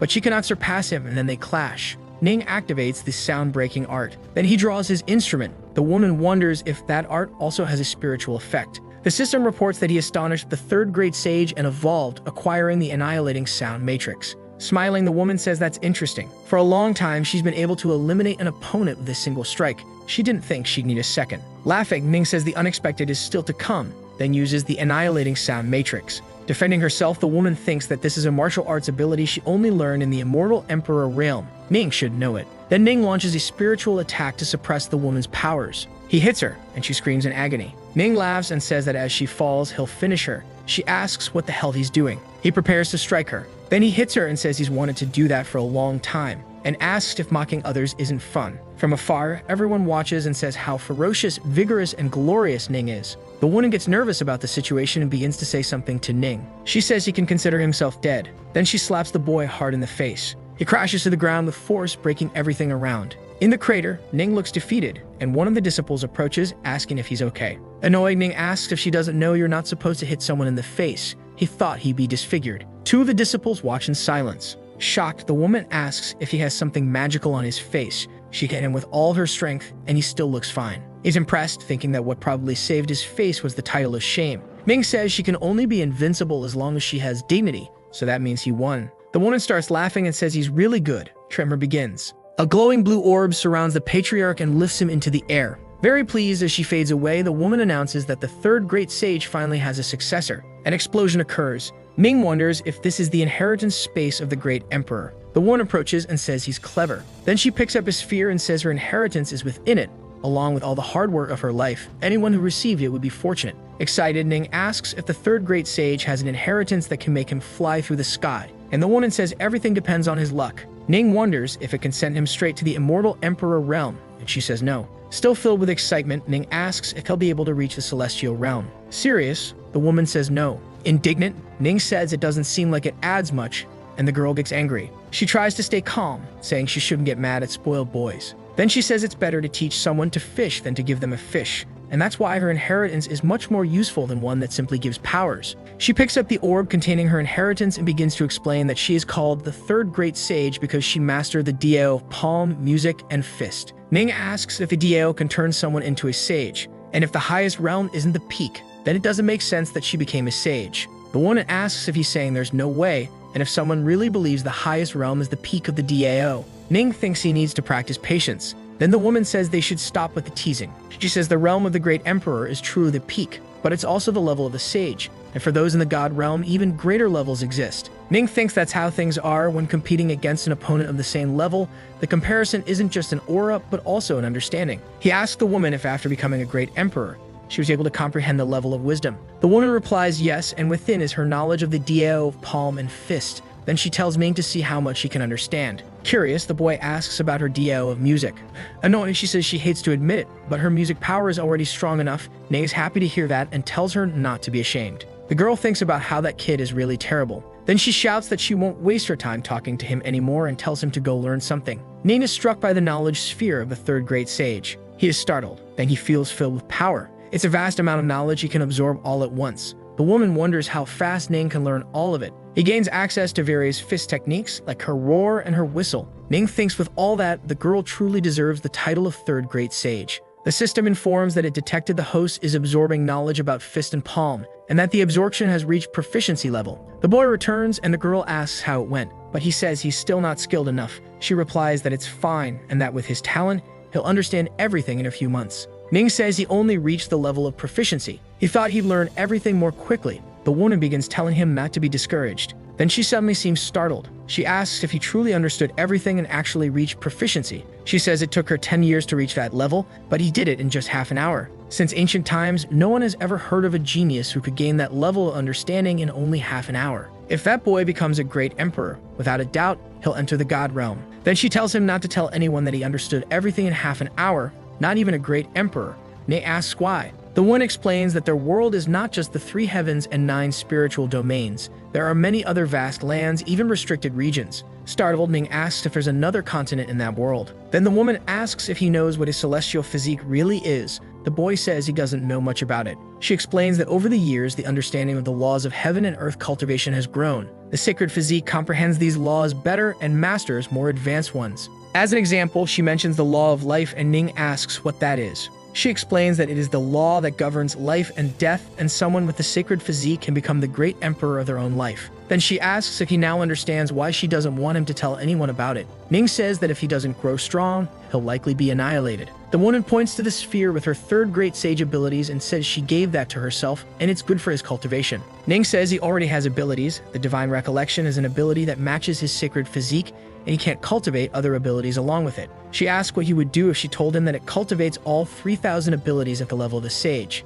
She asks if he wasn't already practicing the 3,000 great abilities, and Ning says yes, but he didn't understand what they had to do with higher abilities. The one explains that the more Diao paths there are, the harder it is to advance in the future. He might reach the peak level, and that would be impossible to surpass. Ning comments that she mastered palm, fist, and music at the sage level and asks if it was because of those abilities. She confirms and says that Ning's physique is compatible with her abilities and he can even go beyond the sage level. That way, he could reach sage level in the 3,000 great abilities. Even if someone powerful appeared, it would still shock the entire world. Ning thinks about how this is more of a secondary ability and won't conflict with his divine recollection. The woman tells him not to worry, she just doesn't want her abilities to be lost over time, and with Ning's physique, learning both abilities won't be difficult. Then she wishes him good luck in his training, and says that when he succeeds, she will naturally be freed from that state. Seriously, Ning tells her to rest easy because he won't let those abilities be lost. The system reports that the host has absorbed the understanding of the third great sage's abilities. Outside, the holiness wonders why those who entered haven't returned yet, and if they are in some kind of danger.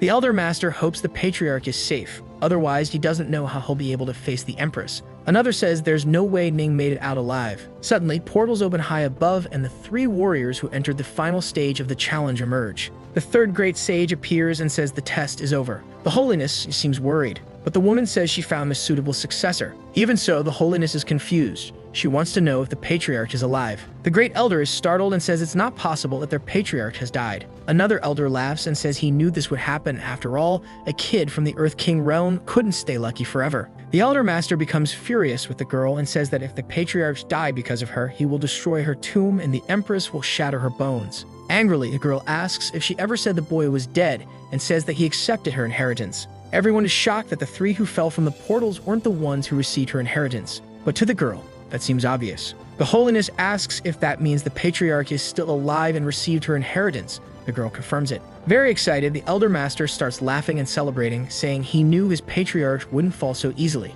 Another elder shouts that now that she's found her successor, she should let everyone else go. However, the girl says that none of them are allowed to leave until the boy fully comprehends the inheritance. The elder asks why, and another says the boy might need 10 years to understand it, and they'll be stuck there. The woman says she doesn't care and tells them not to forget who's in charge down there. A bright light shoots down from the ceiling at high speed, startling everyone. The third great sage wonders if Ning really understood everything in just half an hour. A kind of dome begins to crack. Inside it is Ning, slightly asleep. He opens his eyes and thanks the third great sage. She approaches him and says he comprehended her inheritance in half an hour, and now he's one step away from the Heaven King realm. One of the disciples is shocked that he's now at the 9-star Earth King realm, since when he arrived at the tomb, he was only at 4 stars. Holiness notices that he evolved 5 times in just a few hours. A young man is indignant that Ning is right behind him, only 1 star away. His cultivation speed is terrifyingly fast. Excited, the elder master of the celestial demonic sect says that their patriarch is truly the best.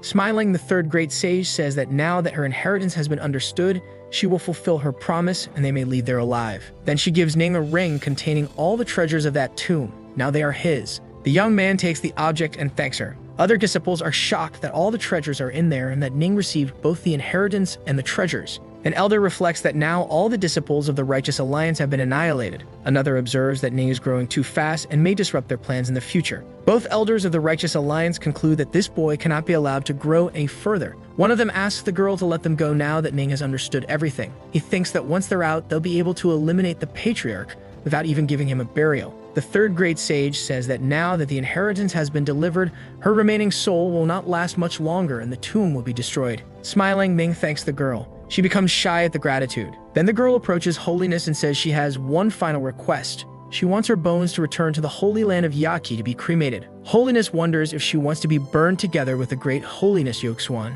and the girl confirms. A woman meditates beneath a waterfall and someone calls for the little sage. She smiles. The girl hugs her from behind and comments that she has come to the immortal spring to cultivate again. She says the woman has worked hard and needs to relax a bit. The third great sage becomes nervous and asks the great Holiness not to cause trouble. She comments that the celestial DAO is about paving a path to become a god, but the two of them have been stuck in the immortal emperor realm for too long. She needs to work hard to be worthy of walking that path and becoming a goddess. Serious, she says she still has a lot of work to do. Her friend tells her not to worry and places her hand on her face, then says she will accompany her on the path she is walking. After that, there would be much blood and many bodies along that road. The great sage says that after Yogxuan's departure, they never saw each other again. Curious, Ning raises his hand and asks if he can know how the great Holiness helped her relax. Stressed, the third great sage says if he keeps that up, she'll make sure he stays there with her forever. Ning apologizes. The elder asks the great sage to rest in peace, as they will ensure her last wish is fulfilled. Looking at Ning, the woman asks him not to waste her inheritance.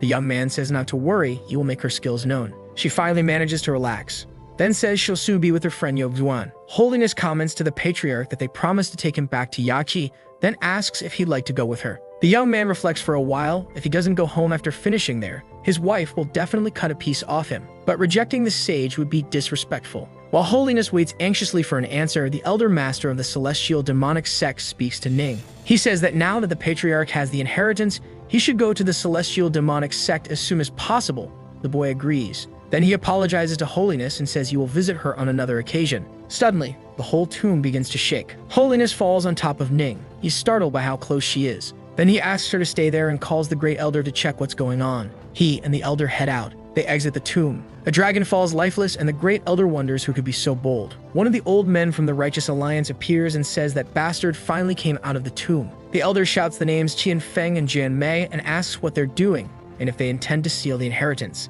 The man says he wants not only the inheritance, but also his life. The Great Elder asks if it's just the two of them and says they'll see if they can escape. The old man says the Elder is indeed very strong, close to the immortal Emperor realm, but they won't be his only opponents. Behind the duo, a young man appears. He is the leader of the first sword sect, the Sword of Benevolence. The young man asks how he dares speak of him. Then he unleashes his power against the Grand Elder of the Celestial Demon sect. An explosion occurs in front of Ning. The boy approaches the Grand Elder, and the old man tells the patriarch to flee, as that man is a true immortal emperor. The leader of the first sword sect looks at Ning and asks if he is the patriarch of the Celestial Demon sect. Ning is outraged at how he always runs into powerful immortal emperors. Mocking him, the man says Ning is nothing but trash from the Earth King realm. One of the old men from the Righteous Alliance laughs, saying that finally that brat is going to lose his life. The strike is about to hit Ning. A massive explosion happens. Everyone wonders what happened to the patriarch. But Ning emerges unscathed from the attack, leaving the elders confused as to how someone from the Earth King realm survived an attack from a 2-star immortal emperor.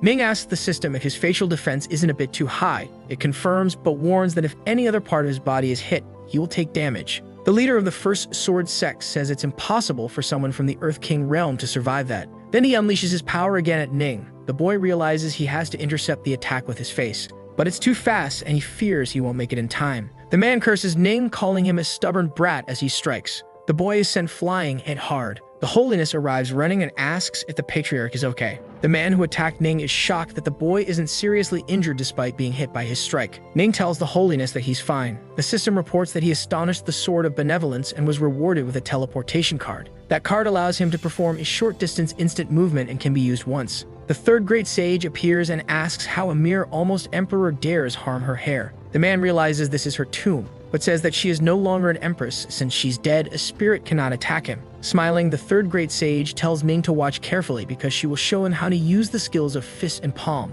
She says the palm must be strong enough to move mountains and rivers, then prepares to strike. The man becomes frightened. Then the palm is unleashed upon him and he is subjected to immense suppression. He uses sword slashes against the third great sage. Their attacks clash. He panics and wonders if that is the power of a great emperor. He also questions how a mere spirit can resist. Suddenly, a light descends from the sky and a man appears. The leader of the first sword sect becomes excited that this man has arrived. The holiness is alarmed. It's the righteous great emperor. Ning says he didn't expect to meet that old man there. The great emperor commands the lingering spirit to be dismissed. Then the third great sage begins to be pulled away. Yalexi shouts that she still hasn't taken the sage to her holy land, Yachi. The third great sage says that this is a disgrace. In the end, she didn't get to be burned alongside her companion. A huge explosion occurs and Ning catches the girl in midair. She thanks him, but the boy says that's the least he could do. Unfortunately, the system gave him the teleportation card, but even if the three of them join forces, they may not be able to defeat that man. The great emperor wonders how Ning managed to save her with such low cultivation. He concludes there must be something strange about that boy.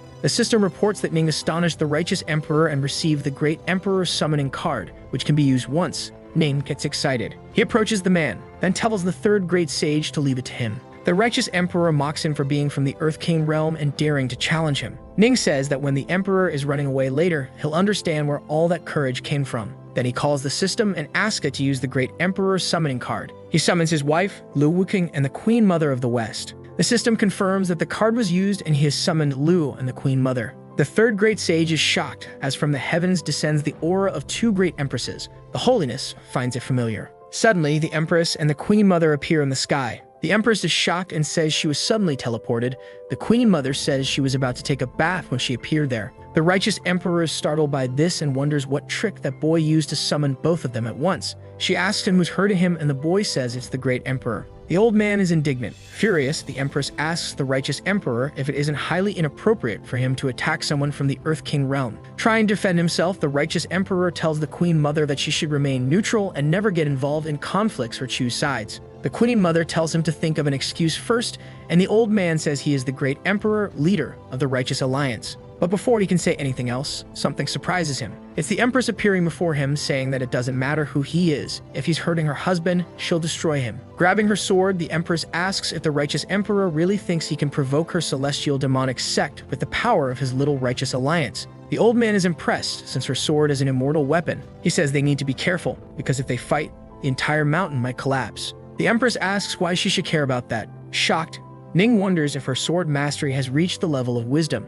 The third great sage tells him to watch the fight carefully. He thinks about how his wife has never used such a powerful attack in front of him. She truly has been hiding her talent. With all of her might, the Empress attacks the righteous emperor. He tries to defend himself. A massive explosion erupts before everyone. The Queen Mother steps forward. She pulls out her flute and begins to play. Mockingly, she says it seems Ning's wife is really angry. Then smiling, she tells Lu to be careful not to hurt her beloved husband with all that power. The Empress continues trying to strike the Emperor. Then she tells the Queen Mother not to be annoying, since she also has a purpose there. Finally, the Empress asks the Queen Mother to protect Ning as she doesn't plan on holding back. With another movement, she continues advancing on the old man, and this time he can't defend himself. Huge shockwaves shake the sky, and Ning watches it all, thinking that one day he'll be as strong as her or even stronger. The righteous emperor falls to the ground defeated. He complains that the Empress started a grudge with the Righteous Alliance over a boy. Behind him, Ming says his wife is a winner, but she says the Emperor has always been afraid of death, so that probably wasn't even really him. She strikes the old man, who vanishes. It was just a shadow of the great Emperor.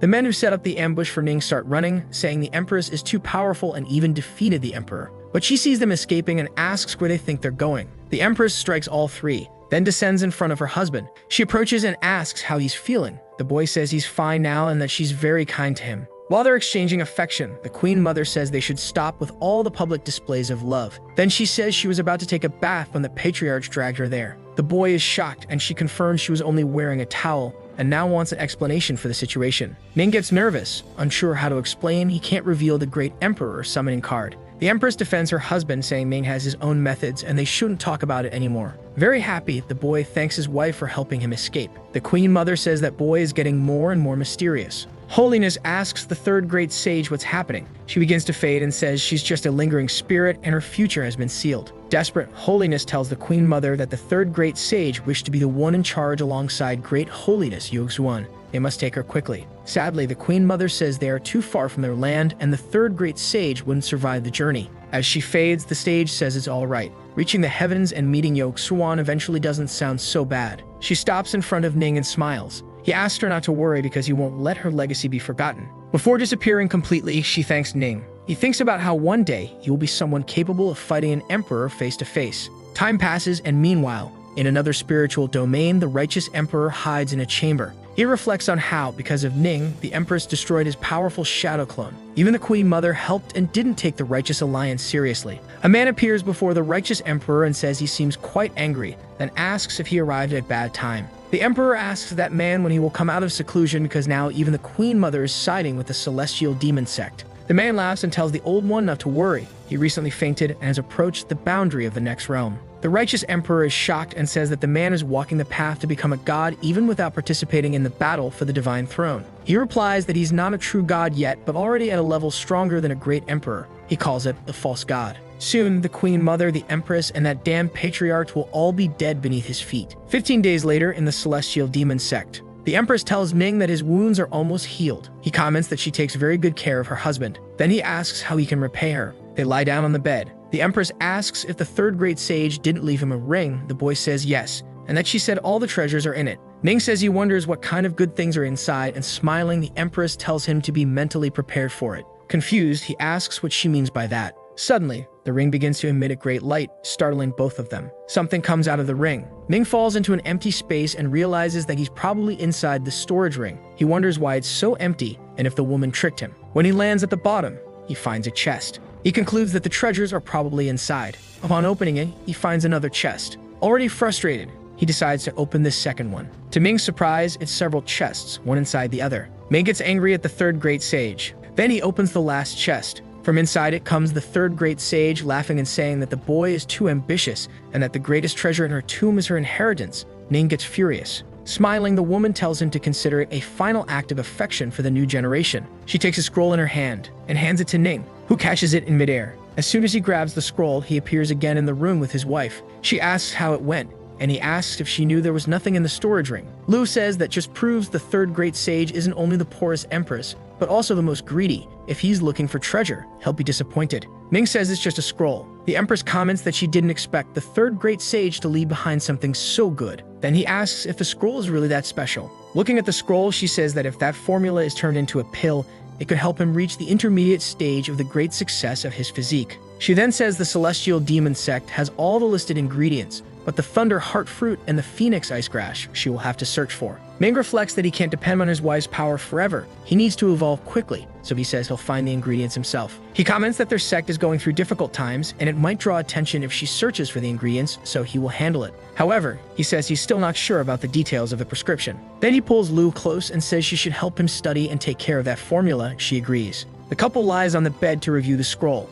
Meanwhile, two little birds sleep together. Later, Ning leaves the palace. He reflects on how happy his wife was after their study session. They should do that more often. Now that he has mastered the Dao of music, the sword, and the palm, he only needs to master the Dao of the fist. A man has his attention drawn. It's because Ning descends from the sky right in front of him. He then greets him. Immediately after, he is startled because in just a few months, the Patriarch has reached the 9-star Earth King realm. The system informs that he has shocked the Elder and received as a reward the restoration of martial art, which allows full comprehension of a martial technique. The Elder who guards the scroll vault of the Celestial Demonic Sect asks which floor the Patriarch wants to go to this time. Ning replies, the 5th. Then the Elder tells a disciple to move all martial art techniques from the 1st to the 4th floor. Ning comments that he's only practicing martial arts and the Elder doesn't need to act like a crisis is about to happen or like he's going to destroy everything. He begins walking through the 5th floor's corridors, observing the various fist techniques. He wants something worthy of the 3rd Great Sage's power. On a shelf, Ning finds a scroll that teaches the Flaming Tyrant Fist,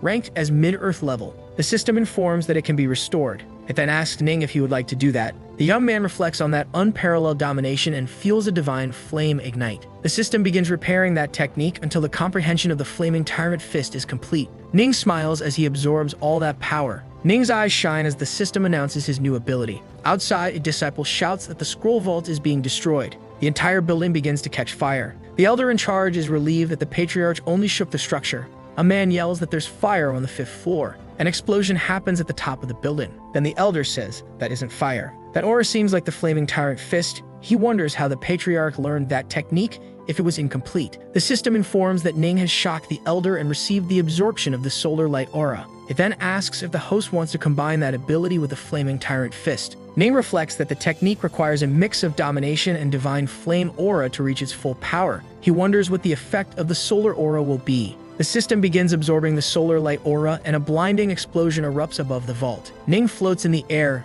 glowing. The Elder in charge is shocked because the Patriarch is evolving. He wonders how the Patriarch is using the solar light aura. All of Ning's clothes burn away and the female disciples are stunned. They notice his sculpted abs and the flame surrounding the Patriarch grows even stronger. The Elder reflects that the aura of the sun and moon is unlike any ordinary one. It's very difficult to absorb and harness for personal use. As Ning burns with divine flame, the Elder thinks about how he's only a cultivator in the Earth King realm. Suddenly, Lu appears. Surprised, the Elder greets the Grand Empress and feels more at ease, knowing the vault and the Patriarch are now safe. The golden miniature figure of Ning forms, leaving the disciples frightened. Confused, the Elder asks what that is, and the Empress confirms that it's the Great Dao body. Apparently, that only appears when the Great Dao reaches its limit, meaning Ning likely understood the Flaming Tyrant Fist completely. The Empress says that Ning hasn't fully comprehended it yet, but he's pursuing it. The system informs him of the deduction of the Great Dao. With it, he can form the great body through which the host can evolve to his limit. Ning opens his glowing eyes. His flaming great body moves, destroying the vault. Desperate, the Elder wonders if the vault can't be saved and what the Patriarch is doing. The Empress, however, remains calm and uses her magic. She collects all the techniques spilling out from the destroyed vault, then asks Elder Guhan to take care of those techniques and inform the disciples that they need to observe. Lu comments that Ning is in the stage of Dao deduction and must not be disturbed. He should be left alone. Meanwhile, Ning trains his new abilities. He uses the power of the fist. Several giant figures of him are formed. They begin destroying everything around them. A disciple screams that the Celestial Demonic Hall, the Sword Hall, the Fire Hall, and the Blade Hall have all been destroyed. The Empress says all they can do is watch and rebuild everything later. Ning is evolving his martial arts, which includes the Dao of fist and music. The disciples sit on the ground and thank the Empress for the clarification. She tells them not to worry because Ning's fist power is extraordinary. If they reach the Dao of fist and music, they'll be lucky. Time passes. Ning now has unmatched mastery. He feels the divine flame burning. He uses his flaming fist. With the movement, he sweeps the flames away with unmatched divine power. The system reports that the deduction of the Dao of the fist is complete and the great body begins to dissipate. Ning is happy to have mastered the Flaming Tyrant Fist. Then the system announces that he astonished everyone in the celestial demon sect and obtained an immortal weapon, the meter gloves, which remain invisible. Ning equips the gloves. Now his power is far greater with this immortal weapon, and no one will know. The Empress asks her husband how he feels, and he says he's fine, but still doesn't think he's deduced enough. Then Ning notices that he destroyed the entire storage room and becomes desperate, but the Empress says it's fine, and that as a member of the sect, his cultivation is more important. The elder and the disciples are angry that she is spoiling the patriarch. Someone appears and asks who could cause such a mess in the celestial demon sect in the presence of the Empress. The man announces that the Holy Land of Tianbao invites the patriarch to its annual auction. Ning asks why they are inviting him. In the celestial demon sect inside the Whispering Rain Tower, the Empress apologizes for the inconvenience, but the demon sect is undergoing reconstruction, and they are there to discuss the Tianbao auction. The man says it's all right and that the Empress knows what's best. Ning asks when the auction they mentioned will take place. He explains that it's an auction held across the entire domain, hosted by the Holy Land of Tianbao. All of the domain's treasures are auctioned there, so it's worth visiting. The Patriarch says he understands why they would invite the Celestial Demon Sect, but doesn't know why they invited him specifically. The man says that it's clearly due to the fame Ming has. After the battle in the Great Emperor's tomb, admiration for the Patriarch became immeasurable. Ming tells him to stop with the flattery and speak seriously. Offended, the man says the Patriarch is being rude and that he's being sincere. He was sent by the Great Lord, and the first person he thought of was Ning. He whispers that he also heard the girls that are very beautiful, and since the Patriarch is very charming with him by his side, he might easily find a partner. The Empress comments that the auction features top-tier treasures. The Patriarch could try his luck and maybe find the herb he needs. Smiling, Ning says that since his wife thinks the auction is worth it, he'll go participate. She says that although the relationship between the Supreme Divine Realm and the Celestial Demon Sect isn't the best, they won't attack Ming. Then she stands up and says she still wants to make sure of that. The Empress approaches the two. She grabs Ning by the collar. He kisses her. The man who invited Ning asks if that's something he should be seeing. The couple's kiss emits a glow. Smiling, the Empress says she planted a formation on his body that will block attacks at critical moments and keep her informed.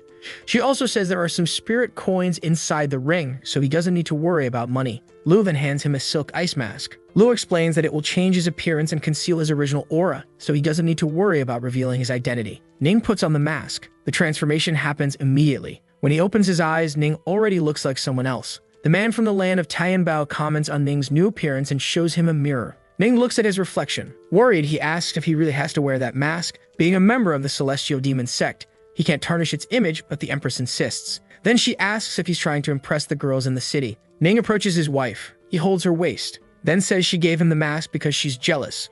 Lu looks confused, and Ning explains that she's afraid his physique will cause trouble. The man watches everything and feels sad because he was hoping to win over some girls using the charm of Ming's physique, but now he's ugly. The duo arrives at the city of Shenzhou. Ning comments that the wind shadow horses are incredible. It only took them half a day to arrive. The man tells Ming not to underestimate the horses just because they are level 2 beasts. They can travel long distances quickly and are treasures of the Holy Land of Tianbao. Excited disciples run by, saying that the 9-step Wind Thunder Terrace has opened again. Curious, Ning asks one of the disciples what that terrace is, and the disciple asks if Ning is an outsider for not knowing. Legends say that this terrace contains the most mystical and divine Thunder Dao among the 3,000 great Daos, and in 9 steps, one can reach its summit. If you make it to the 8th step, you might get the chance to dine with the princess, the disciple says, eyes sparkling. The young man seems excited and asks if the disciple is talking about Princess Yuling, one of the 3 great beauties of Shenzhou. The disciple replies that it is indeed her. The young man runs off and tells the Patriarch to hurry. They can't waste time. Ning questions whether they should find a place to stay first. Both of them leave their horses in a quiet spot. The young man asks Ning where they could possibly find a better place than with the princess, certainly not more important than the divine Thunder Dao. He pulls Ming along and tells him to enjoy the race. The duo heads off, leaving their horses behind. A hidden girl watches everything unfold. She remarks that the Holy Land of Tianbao has sent horses. In the Supreme Divine Realm, the crowd gathers. The guards grow tense with the situation. Ning comments that there are many soldiers guarding the area and that the city has very high security. The young man says it's all to protect the spiritual domain. Ning asks if the Supreme Divine Realm is really that powerful, and the young man replies that it leaves the other realms behind. Just like the Celestial Demon Sect is located in Xizhou, any major sect has its own region and sets the rules as it sees fit. The city of Shenzhou is full of sects, but behind these forces are officials who interfere. Even great emperors must rely on the power of the nation. Ning says he understands, and the young man adds that cultivators must be more cautious in this place. A woman with a cloth over her face appears.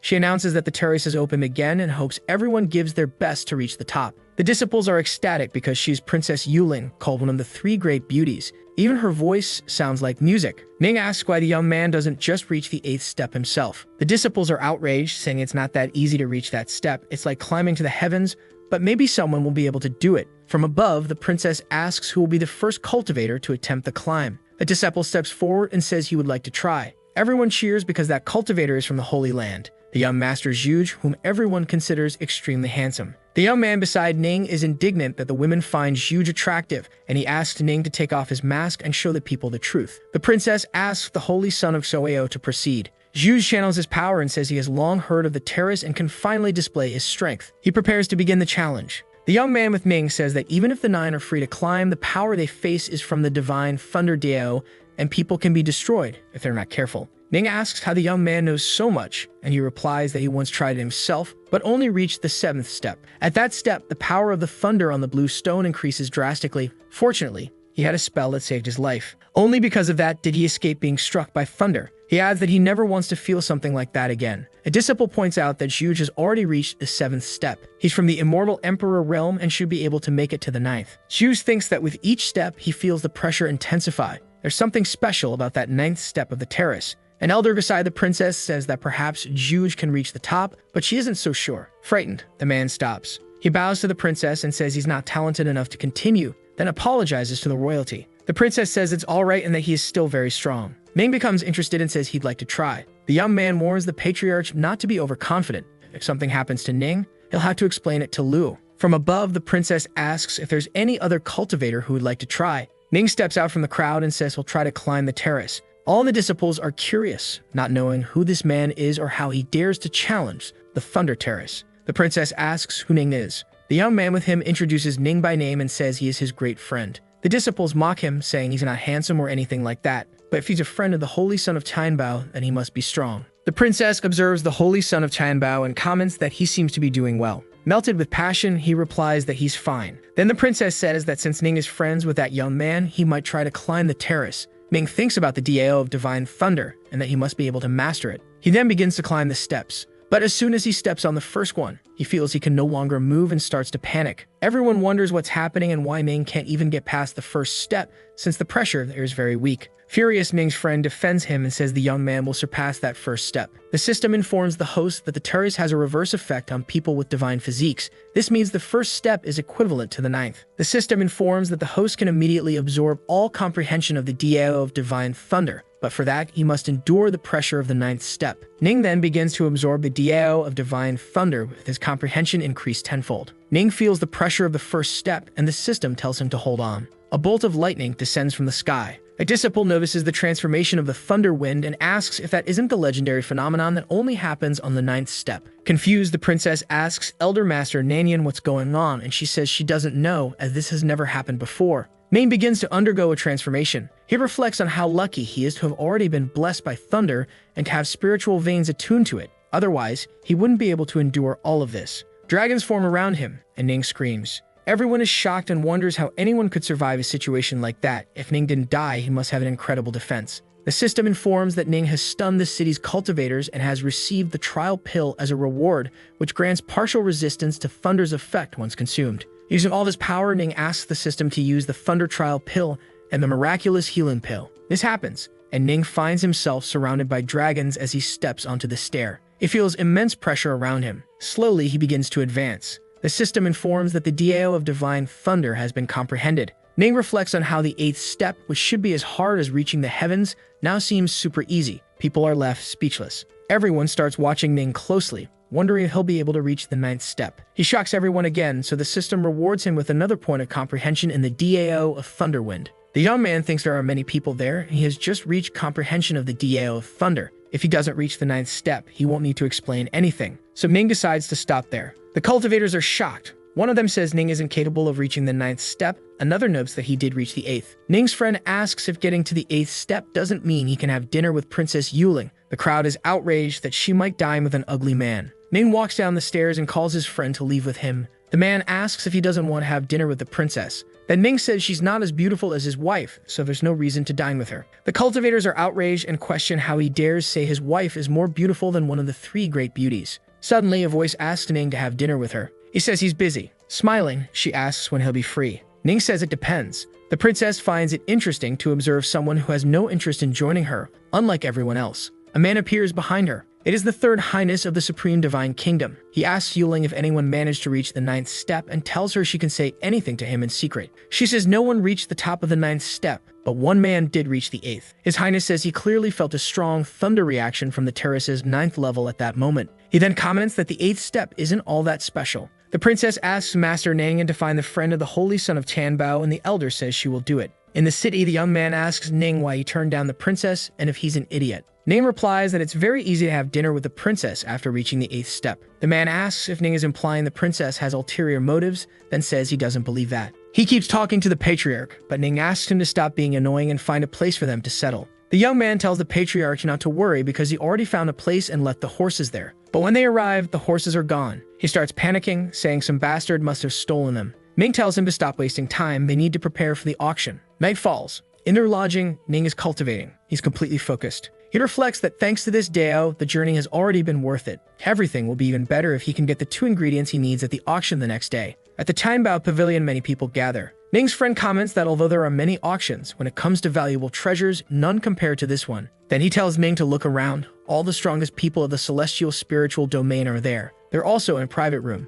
Reflecting, he says the patriarch shouldn't be in the main hall considering his status, but Ning says he doesn't care. He's just here for the valuable treasures. Impressed, Ning's friend says how amazing the patriarch is, while Ning thinks that if people find out who he really is, he'll be hunted. In the hall, people start taking their seats. Ning comments that he didn't expect to see so many powers gathered in the city of Shenzhou. The young man agrees, but says the only lands with great immortals are Xiaoyo, the Supreme Divine Realm, and the Immortal Sword Sect. They announce the arrival of the princess.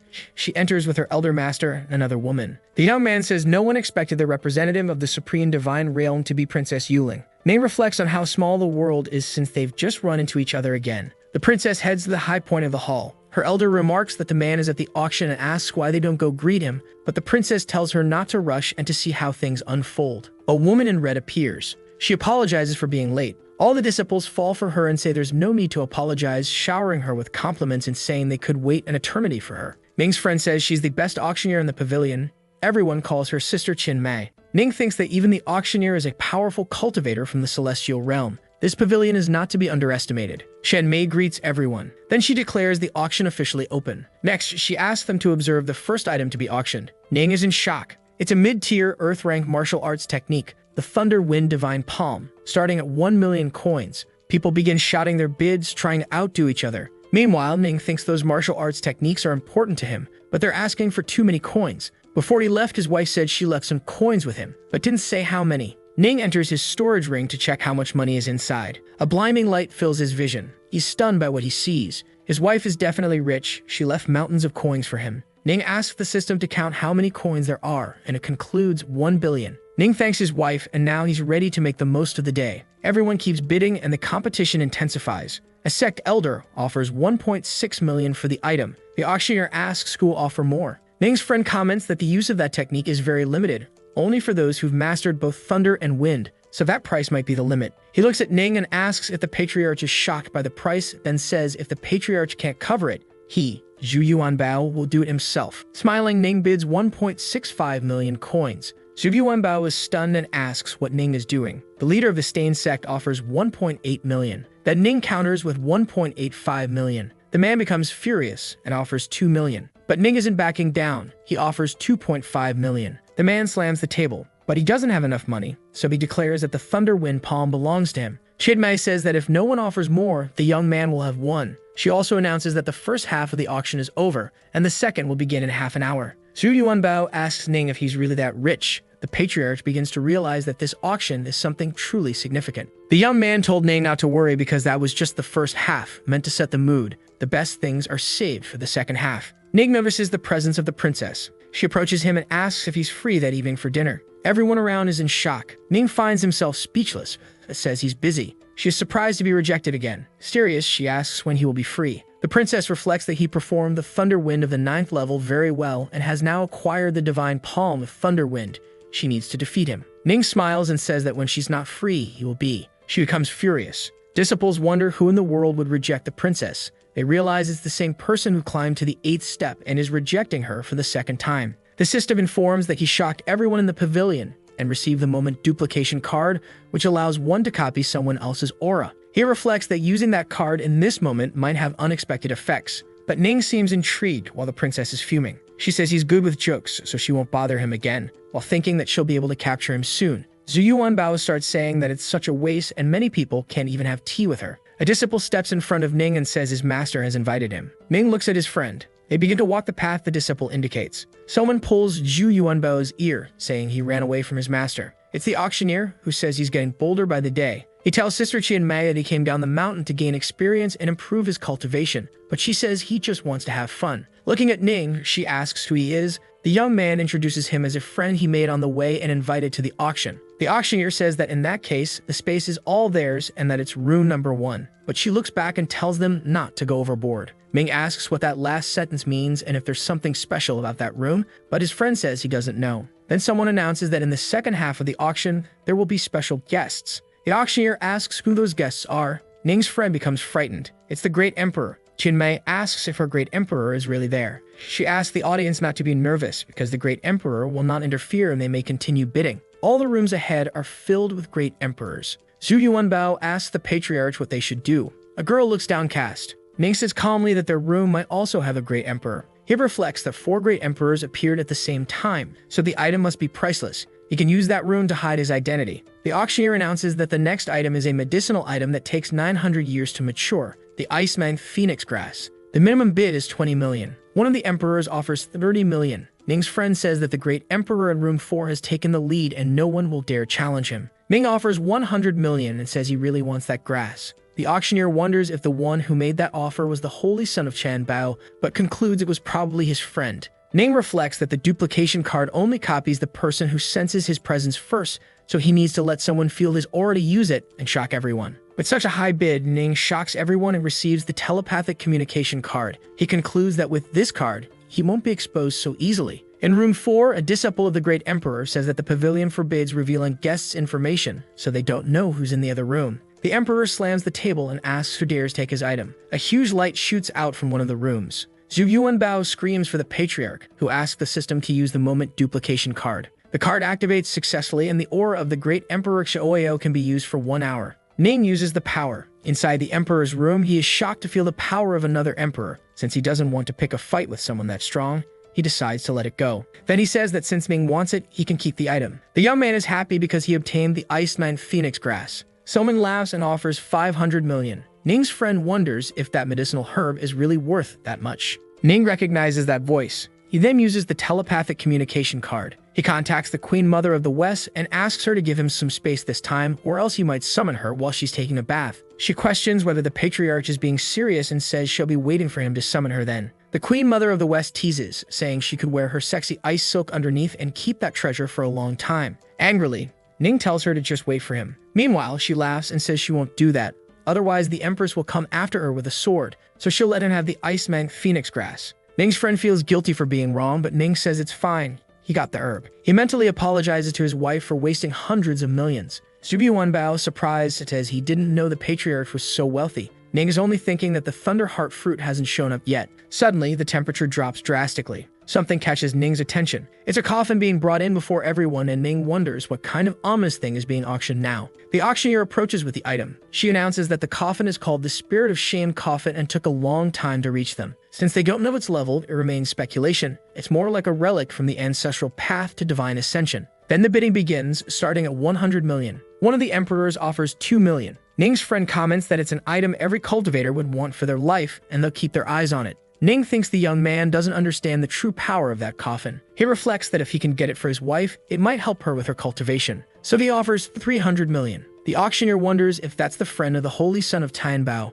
The Queen Mother of the West thinks Ning is just enjoying the excitement without any fear of death. His friend asks if he really has to play the rich guy that day. He already stole the herb from the celestial lord of Xiaoyao and now wants to do it again. The Queen Mother contacts Ning through telepathy and says that to evolve into the God realm, one must have true divine intent. She says she needs the coffin but doesn't want to ascend to the God realm herself. She doesn't know where he got his imperial aura but hopes he avoids unnecessary conflict. Ming reflects that the Queen Mother of the West has always helped him and doesn't seem to be lying. So he says he'll listen to her. The girl is happy and says the next time he visits her land, he'll receive a reward. The holy woman asks the queen mother if they should bid now that the patriarch has backed off, and she says yes, no matter how much it costs. She believes that cruel coffin might solve all the problems of the holy land of Yachi. Some time passes. Ning is entering his room. He now has the herb and the thunder wind divine palm. The young man reflects that the only thing missing is the thunder heart fruit. But the problem is he has no information about it. Either way, he can search for it later. Right now, he should practice the thunder wind divine palm.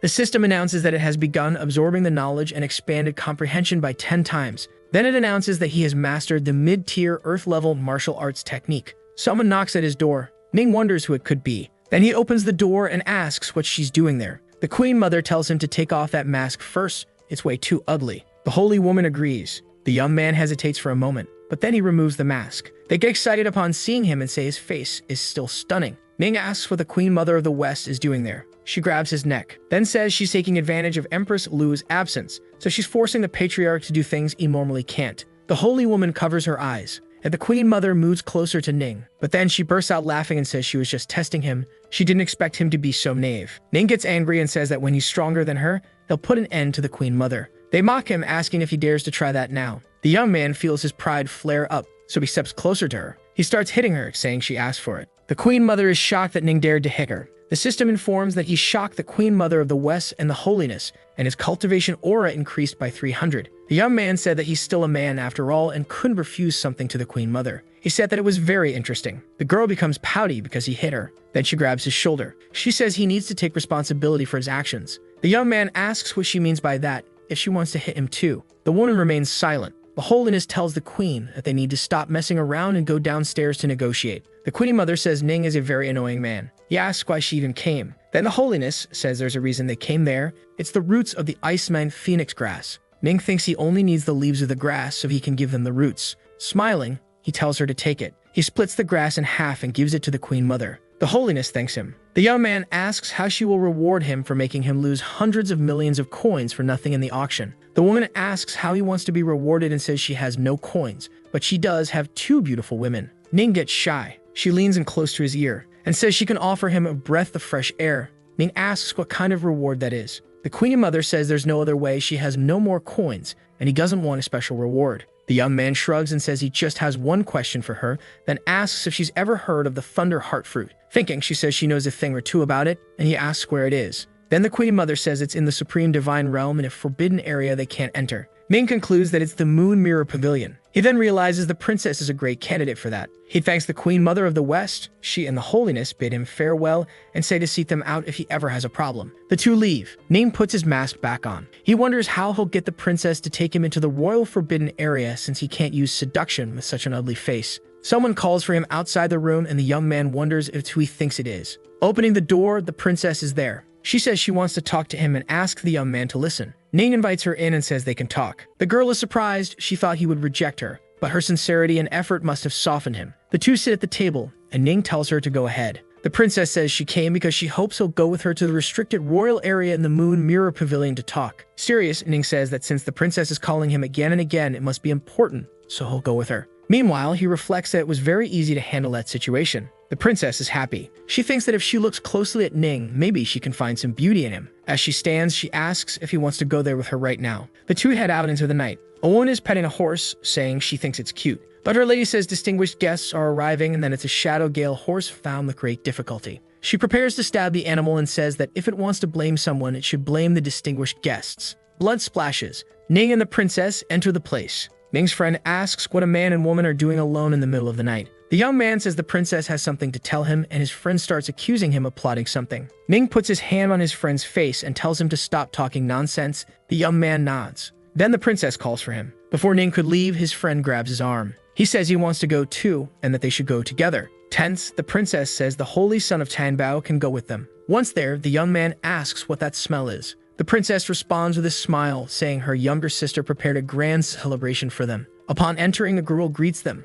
commenting that her older sister brought guests. Upon seeing who the guests are, she wonders why they're there. Worried, the princess asks if something's wrong, but with a sulky face, her sister says no. Then the princess introduces her sister, Yukon, to the two of them and introduces them to her. Polite, Yukon greets them. The holy son of Tianbao asks what that delicious smell he's sensing is. Excited, Yuling says it's the banquet her sister prepared for them using a rare shadow wind horse. The young man stares with his mouth watering. Suddenly, he drops his chopsticks. In despair, he realizes the food is made from his rare horses. Confused, the princess asks what's wrong with Ming's friend, and the young man explains that they lost their horses a few days ago. Yukon rushes out, excited, and the princess asks where she's going. The girl says it's an emergency. The young man asks her where the horse meat came from, and the girl stammers. Furious, he starts yelling that he was searching for his horses, and she was the one who stole them. The girl asks why he's so angry. He tied the animals in a public place, and she had no way of knowing they were his. He shouts louder, asking how she dares argue with him, and Yukon asks if he's planning to do something about it.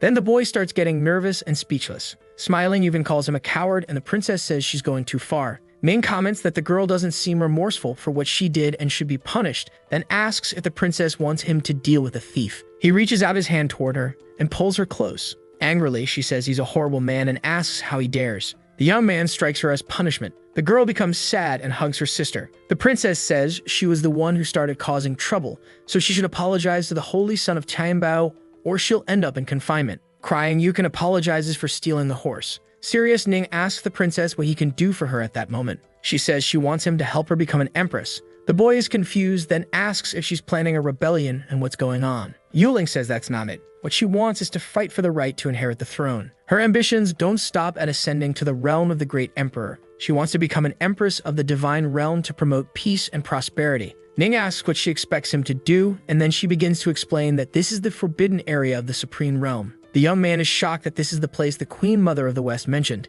It was created by the founder of the Supreme Divine Realm, used for cultivation, and there's something there she urgently needs to generate a quake as powerful as the 8th step of the terrace. The princess says she's tried for many years but never succeeded, and Ning reflects that this is why she sought someone who could climb the stairs. So the video ends here. If you don't want to miss the next part, activate the notification bell, and see you next time on Tab's channel.